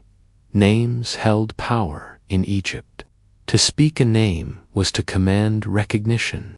A soul without knowledge of the names would be lost, trapped, or destroyed. Thus, the Book of the Dead preserved these names. A spell might read, "I know the name of the doorkeeper. I know the name of the watcher. I know the name of the herald. Let me pass, for I am pure, for I am justified." The words were like passwords, spoken softly in the darkness, granting safe passage. To the Egyptians, forgetting a name was a greater terror than facing a blade, for ignorance meant erasure, and erasure meant true death. Beyond the gates, the soul encountered rivers and lakes. Some flowed with water, refreshing and cool, offering relief to the weary traveler. Others burned with fire, their surfaces churning with flames that no mortal could endure. To cross these waters, the soul required spells, ferrymen, or the guidance of Anubis and Thoth. The Ba, with its wings, might fly above, but even so, words of power were needed to avoid ambush from lurking demons. The geography of the duat shifted constantly in myth. In some accounts, it was a series of caverns. In others, a landscape of fields and rivers. In others, still a labyrinth of passages and gates. What remained constant was the idea that it was both perilous and navigable, a place where preparation could make the difference between annihilation and eternity. Unlike the Greek Hades, where all souls wandered, or the Norse Hell, where fate was fixed, the Egyptian duat was dynamic. The soul had agency, but only if it had knowledge. Among the most feared obstacles was Apophis, the great serpent of chaos. Each night, as Ra sailed his bark through the underworld, Apophis rose from the depths, coiling around the solar vessel, seeking to swallow it and end creation. The gods battled him with spears, with magic, with nets of flame. Sometimes it was Set, ironically, who fought at the prow of the boat, using his strength against the serpent. To the Egyptians, this cosmic battle was reenacted every night, and every dawn was proof of victory. The souls of the dead, too, might face serpents in their journey, and their texts armed them with spells. "O serpent, turn back, crawl away, for I am protected by Ra, by Isis, by the gods who guard the justified." But not all of the duat was threatening. Within its depths lay the field of reeds, a paradise for the justified soul. Here, the landscape mirrored Egypt itself, but perfected. The Nile flowed gently, the fields were abundant, and the harvest never failed. Houses stood ready for the departed, shaded by trees, surrounded by loved ones who had gone before.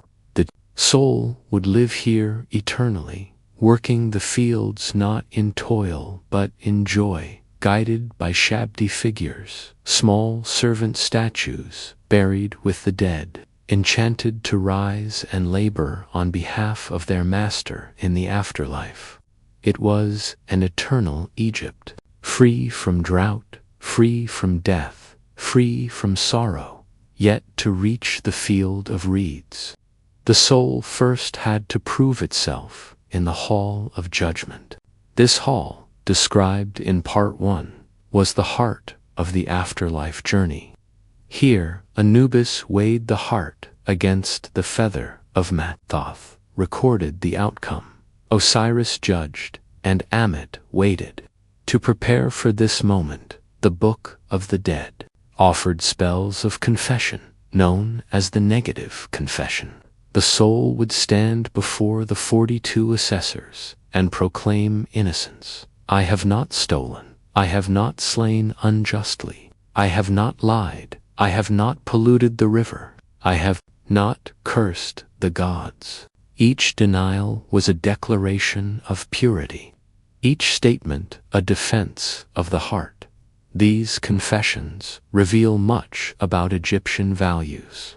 They cared not only for ritual piety, but also for ethical behavior, fairness, honesty, kindness, restraint. A soul that had lived with balance and truth could hope to pass the weighing. A soul that had lived in cruelty or chaos could not. Thus, morality was woven directly into cosmology. The scales did not lie. The feather of Mat could not be tricked. The heart was light. The soul was justified. It would pass on to eternity, welcomed by Osiris, embraced by ancestors, blessed with fields and feasts forever.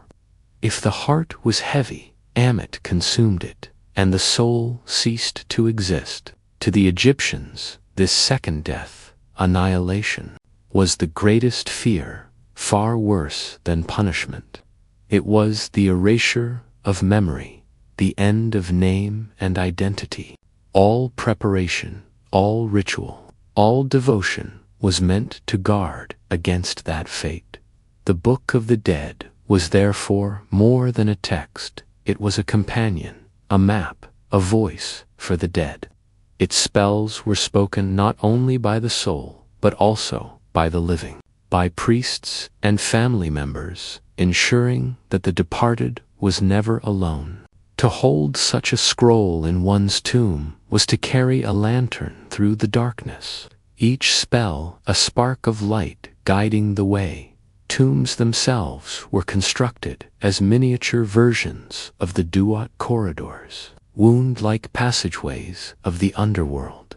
Chambers represented gates, ceilings were painted with stars, and walls bore images of the solar bark, the judgment scene, and the field of reeds. To lie in such a tomb was to already be within the map, already prepared for the journey. Even in sleep, the deceased was guided, their souls surrounded by images of protection. The Egyptians believed that memory was power. To be remembered by the living was to remain strong in the afterlife. Names were carved into stone, repeated in prayers, written in papyrus. A forgotten name was a lost soul. Thus, families made offerings at tombs, speaking the names of their ancestors aloud, ensuring that they remained vital. In this way, the living and the dead were bound together. The offerings sustaining the Ka, the memory sustaining the Ba, the rituals sustaining the Akh, and always, throughout this journey, Anubis remained. He opened the gates, guarded the scales, stood beside the bier, and led the soul through the trials. He was not the judge, not the ruler, but the companion, the steady hand in the darkness. The Egyptians trusted him above all others, for he never failed, never turned aside, never abandoned his task. To fall asleep while hearing these tales was to drift as the soul drifted, guided by calm voices, reassured that the darkness beyond was not empty but structured, ordered, filled with pathways and protections. Just as the Nile's flood brought life to the fields, so too did death bring life to eternity. Just as the sun set only to rise again, so too did the soul sink only to be reborn. And in the silence of the night, the figure of Anubis waited, black-furred, watchful, patient, guarding not only the dead but the dreams of the living. Each night, as the horizon swallowed the sun, the Egyptians imagined more than simple darkness. They believed that the fiery disk of Ra did not vanish but continued its path, sailing into the unseen realm beneath the earth. This hidden voyage was not one of rest, but of struggle, danger, and endurance. The sun's daily rising was proof not of inevitability, but of triumph. Without the battles of the night, the dawn might never come. The vessel of this journey was the solar bark. To the Egyptian imagination, Ra was not carried passively, but guided across the waters of the underworld in a boat crafted of divine wood, gleaming with sacred gold, and propelled by the efforts of gods and spirits. This ship was not a simple vessel, but a living symbol of order itself, moving through chaos, dividing light from darkness. Every night it set out, and every night the cosmos held its breath. The voyage was measured in 12 parts, corresponding to the 12 hours of the night. Each hour had its own landscape, its own guardians, and its own dangers. Just as the hours of the day followed a steady rhythm, so too did the hours of the night. Though in darkness the rhythm was harsher, the stakes, priests, and scribes recorded these hours in detailed texts, known as the Amduat, that which is in the Duat. This guide, inscribed on tomb walls, unfolded the entire journey, hour by hour, like a cosmic map. In the first hour, the bark entered the western horizon, slipping beneath the earth. Here the gates stood tall, flanked by guardians whose names had to be spoken with precision. To misname a gatekeeper was to be struck down or turned aside. But Ra, armed with spells and guided by the voices of the gods, passed safely his bark, gliding into the still waters of the Duat. The hours that followed carried him through caverns and rivers, through fields where the dead waited, and past lakes where serpents coiled. In some places, the souls of the justified greeted the sun, raising their arms in reverence, their voices joining in hymns to strengthen the god. In others, the enemies of Ra, the unworthy dead, demons of chaos, were bound, punished, or destroyed. The voyage was not simply a passage, but a constant act of cleansing, separating order from disorder, ensuring that when dawn arrived, the world was renewed.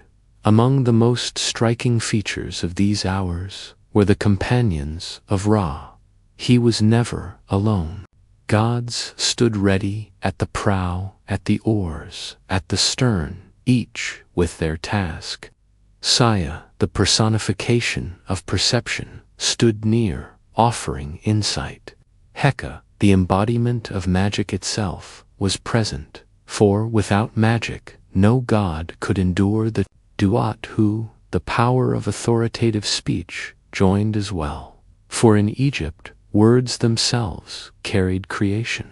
Together, they formed the very principles of divine order, embodied as living beings, rowing beside their master. Other gods joined too. Mat, truth and balance, often accompanied the bark, for her presence was necessary in every realm. Set, despite his infamous role in the Osiris myth, sometimes stood as a defender here, wielding his strength against Apophis.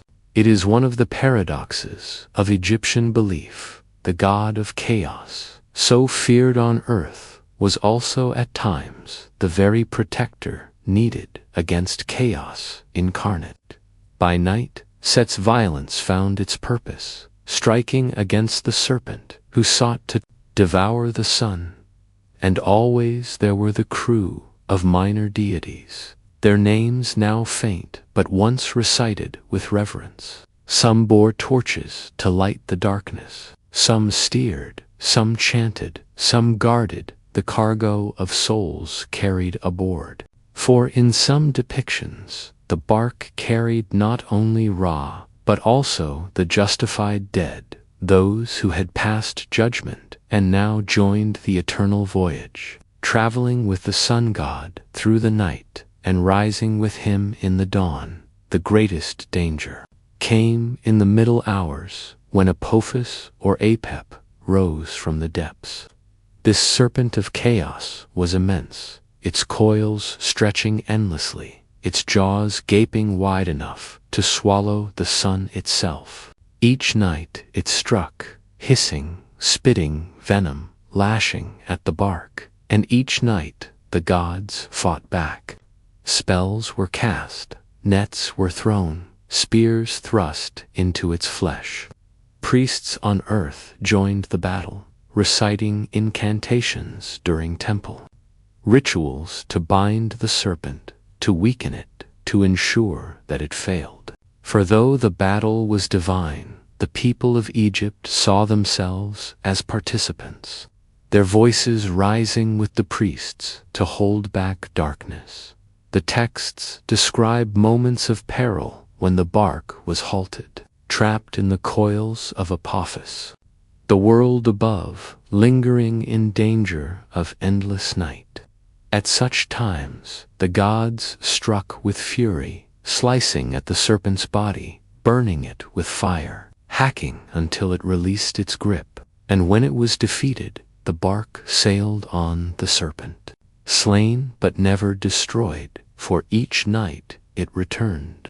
This endless struggle was the heart of the cycle, the assurance that light required effort, that order demanded vigilance, that dawn was not guaranteed but earned. The later hours brought renewal. The bark passed into regions where Osiris reigned, where the dead gathered, where offerings were presented. Here Ra united with Osiris, a meeting of sun and underworld, of life and death. Their union symbolized the eternal cycle, Ra lending vitality to the dead, Osiris granting stability to the sun's rebirth. From this moment of union, strength flowed into the bark. The eastern horizon. At last, in the 12th hour, the bark approached the gateway of dawn.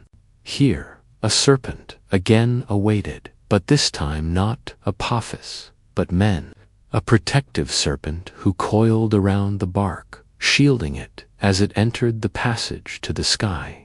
The darkness began to thin, the horizon brightened, and the sun, reborn, emerged into the day. To the Egyptians, each sunrise was proof that the journey had succeeded, that chaos had been overcome, that order endured. This nightly voyage was not only myth but ritual. In temples, priests recited the litany of Ra, chanting the names of the god in his many forms, ensuring his strength for the passage. They burned wax effigies of Apophis, stabbed them with knives, spat upon them, and cast them into fire, symbolic acts that joined human effort to divine struggle. Even in their sleep, Egyptians believed their gods labored for them, ensuring that the light returned. The imagery of the voyage filled tombs and sarcophagi. Walls were painted with the hours of the night, rows of deities, scenes of the solar bark gliding through caverns, serpents writhing, guardians standing vigilant. For the deceased, these depictions were more than decoration. They were maps, guidance, reminders of the path. To rest within such walls was to be surrounded by the story of renewal, to participate in the eternal rhythm. In its essence, this voyage was about balance. Day required night, light required darkness, life required death. Ra's strength did not rest, but renewed itself through struggle. The Egyptians saw in this cycle not despair, but assurance. If even the sun god must labor and fight, then so too must every soul. And just as he emerged victorious, so too could they. Taught to fall asleep with this tale is to imagine the gentle rocking of the bark, gliding through still waters, the voices of gods chanting softly, torches flickering, stars wheeling above. The serpent rises, but is cast down. The darkness deepens, but is pierced by light. Hour by hour, the journey continues, steady, inevitable, until at last the horizon glows and the sun returns. The voyage is endless, yet endlessly victorious, a comfort in its constancy. And so, as the Egyptians closed their eyes at night, they knew they shared in this rhythm. The same sleep that brought dreams mirrored the journey of Ra each morning. Waking was a kind of rebirth, a personal dawn. Each night, resting was a miniature death, a voyage into shadow, guided by unseen hands. In their myths, they found reassurance that order could prevail, that light would return, that even in the deepest darkness, a boat sailed steadily on, carrying hope, carrying eternity. By the time the sun had risen each morning, the Egyptians believed the cycle of life and death had been reaffirmed. Yet the myths of Ra, Osiris, Isis, Horus, Anubis, and Set were not mere bedtime stories for adults. They were the foundation of civilization itself. From the pharaoh seated on his throne to the laborers in the fields, the entire rhythm of Egyptian life was entwined with the divine narratives that had been sung, painted, and chanted for millennia. Kingship, in particular, was inseparable from mythology. The pharaoh was not merely a mortal ruler. He was Horus incarnate, the living embodiment of divine order. To rule Egypt meant more than commanding armies or collecting taxes. It meant maintaining Mat, the balance, truth, and cosmic harmony established at the dawn of creation. Every temple ritual, every offering of bread, wine, or incense was an echo of the myths. Each act of governance reflected the eternal struggle between order and chaos, light and dark, life and death. When a new pharaoh ascended the throne, he underwent ceremonies that mirrored the myths themselves. In one such ritual, he was reborn as Horus, reclaiming the throne once disputed by Set. He took on the divine mantle. The crook and flail, symbols of kingship and protection. Statues of the gods might be brought into the temple. Recitations of sacred texts played over his coronation, and priests acted as intermediaries, ensuring that the ruler embodied not only human authority, but the cosmic mandate of the gods. In this way, political power and divine myth were inseparable. To challenge the king was, in some sense, to challenge the order of the universe itself. Ritual life extended far beyond the palace walls. Ordinary Egyptians, from scribes to farmers, participated in a landscape of daily devotion. Offerings at household shrines, prayers whispered before dawn, and feasts for the gods during festivals were all forms of engagement with the myths. They believed that acknowledging the gods maintained balance, not only in the cosmos, but in their own lives. A farmer who neglected to honor Osiris risked both the failure of his crops and the wrath of divine justice. A mother who invoked Isis hoped for protection for her children, while a scribe consulting Thoth sought guidance in writing and knowledge. In this way, mythology was not abstract. It was deeply practical, intimately woven into survival and prosperity. Temples, The architectural embodiments of mythology were designed as gateways between the mortal and divine realms. The walls were adorned with scenes of the duat, statues of gods watched from niches, their eyes painted in vivid colors to see the worshippers.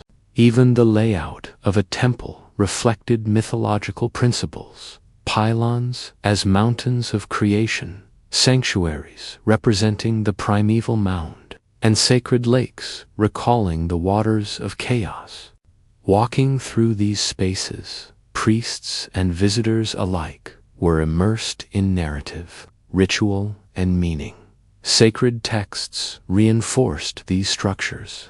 The Book of the Dead, the Amduat, the pyramid texts, and later the coffin texts provided guidance, not only for the dead, but also for the living. By understanding the trials of the underworld, by learning the names of deities, and by internalizing the principles of Mat, Egyptians equipped themselves for both spiritual and practical success. Knowledge of myth was a form of empowerment. Recitation, copying, and meditation upon these texts were exercises in moral and cosmic alignment. Symbols drawn from mythology pervaded daily life. The Ankh, representing life, was often held by gods and pharaohs alike, a tangible emblem of divine blessing.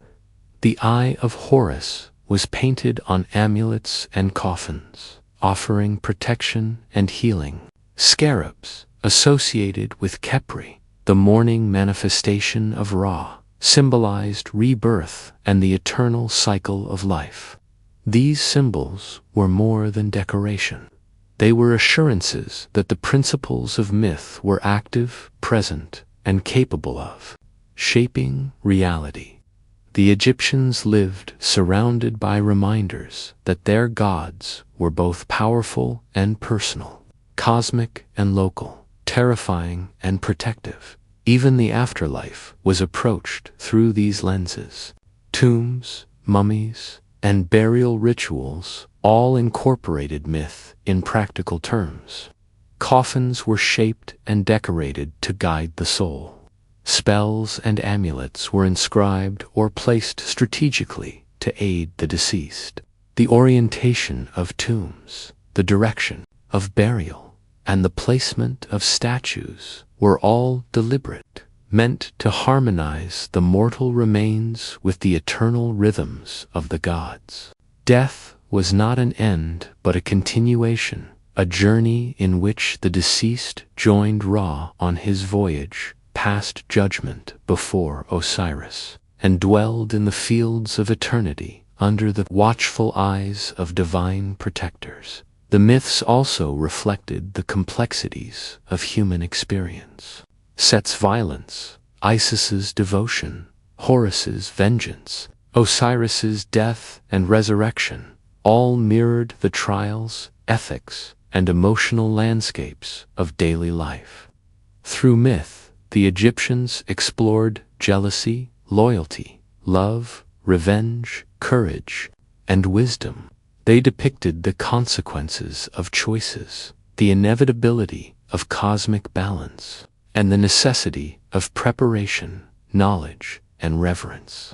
By embedding these lessons in stories of gods larger than life, yet subject to struggles, they created a system of morality and meaning accessible to all levels of society. Festivals brought myth into communal life. During the Opet festival, statues of Amun, Mut, and Khonsu traveled from Karnak to Luxor, retracing mythic journeys, celebrating kingship, and reinforcing social cohesion. During Wepet Renpet, the New Year festival, Egyptians rejoiced in the rebirth of the cosmos, marking the cyclical renewal of Ra's power, of life, and of order itself. These events were not mere entertainment. They were enactments of the principles upon which the world rested. Each ritual, parade, song, and offering tied the community together, linking mortals to the divine narrative that structured reality. Art and literature similarly preserved myth.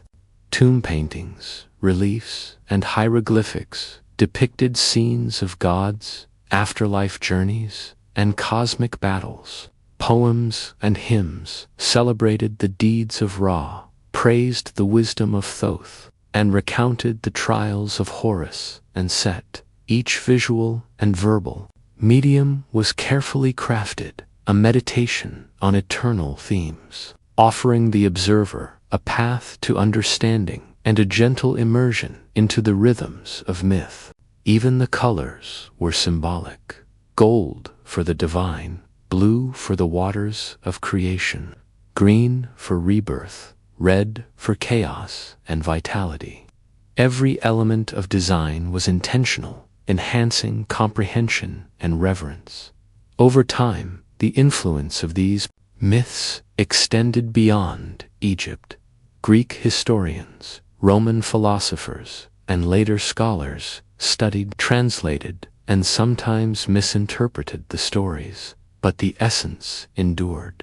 Symbols such as the ankh or the eye of Horus appeared in art far from the Nile. Egyptian ideas of kingship, moral accountability, and the afterlife echoed in other civilizations. The narratives of gods who battled chaos, restored order, and guided the living and dead offered timeless metaphors for human experience, resilience, and the hope for continuity. Even today, these myths maintain a quiet, enduring presence. Modern fascination with Egypt, from literature to film to archaeology, often glosses over the daily life and ethical dimensions of the myths, but the core remains: the gods of the Nile, the cycle of death and rebirth, the cosmic struggles, and the intricate tapestry of life and afterlife continue to captivate, reminding us that ancient cultures approached existence with complexity, imagination, and care. For those who listen closely, the stories can still soothe, offering rhythm, repetition, and order, a kind of narrative meditation that comforts and inspires. In this final reflection, the Egyptians' mythology reveals a worldview simultaneously grand and personal. It mapped the cosmos, structured society, instructed morality, and guided souls beyond death.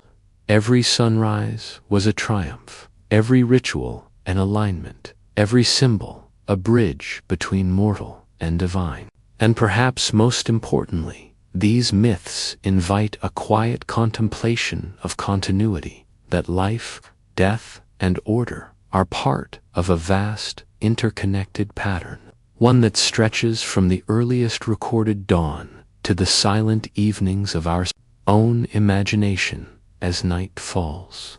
One might picture Ra's bark gliding once more through the duat, the guardians at the prow, the serpent lurking in the shadows, and the bark itself, a slender beacon of light. In the temples, in tombs, in the hearts of the living and the dead, the rhythm of myth persists, a calm, eternal flow, unbroken through millennia. And in this rhythm, one finds both comfort and awe, a gentle reminder that even in the quietest moments, the universe is alive with story, order, and the subtle presence of the divine.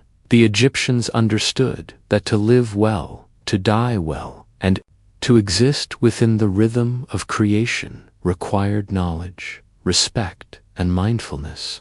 Their myths were tools, meditations, and maps designed to teach, guide, and reassure. And as we close this exploration, let the calm, measured cadence of these tales linger. Let the imagery of solar barks, divine guardians, judgment halls, and eternal fields of reeds drift into thought and dream. In this way, the divine secrets of Egyptian mythology once whispered in temples and carved in tombs, continue to resonate, offering insight, structure, and, above all, a quiet, enduring comfort.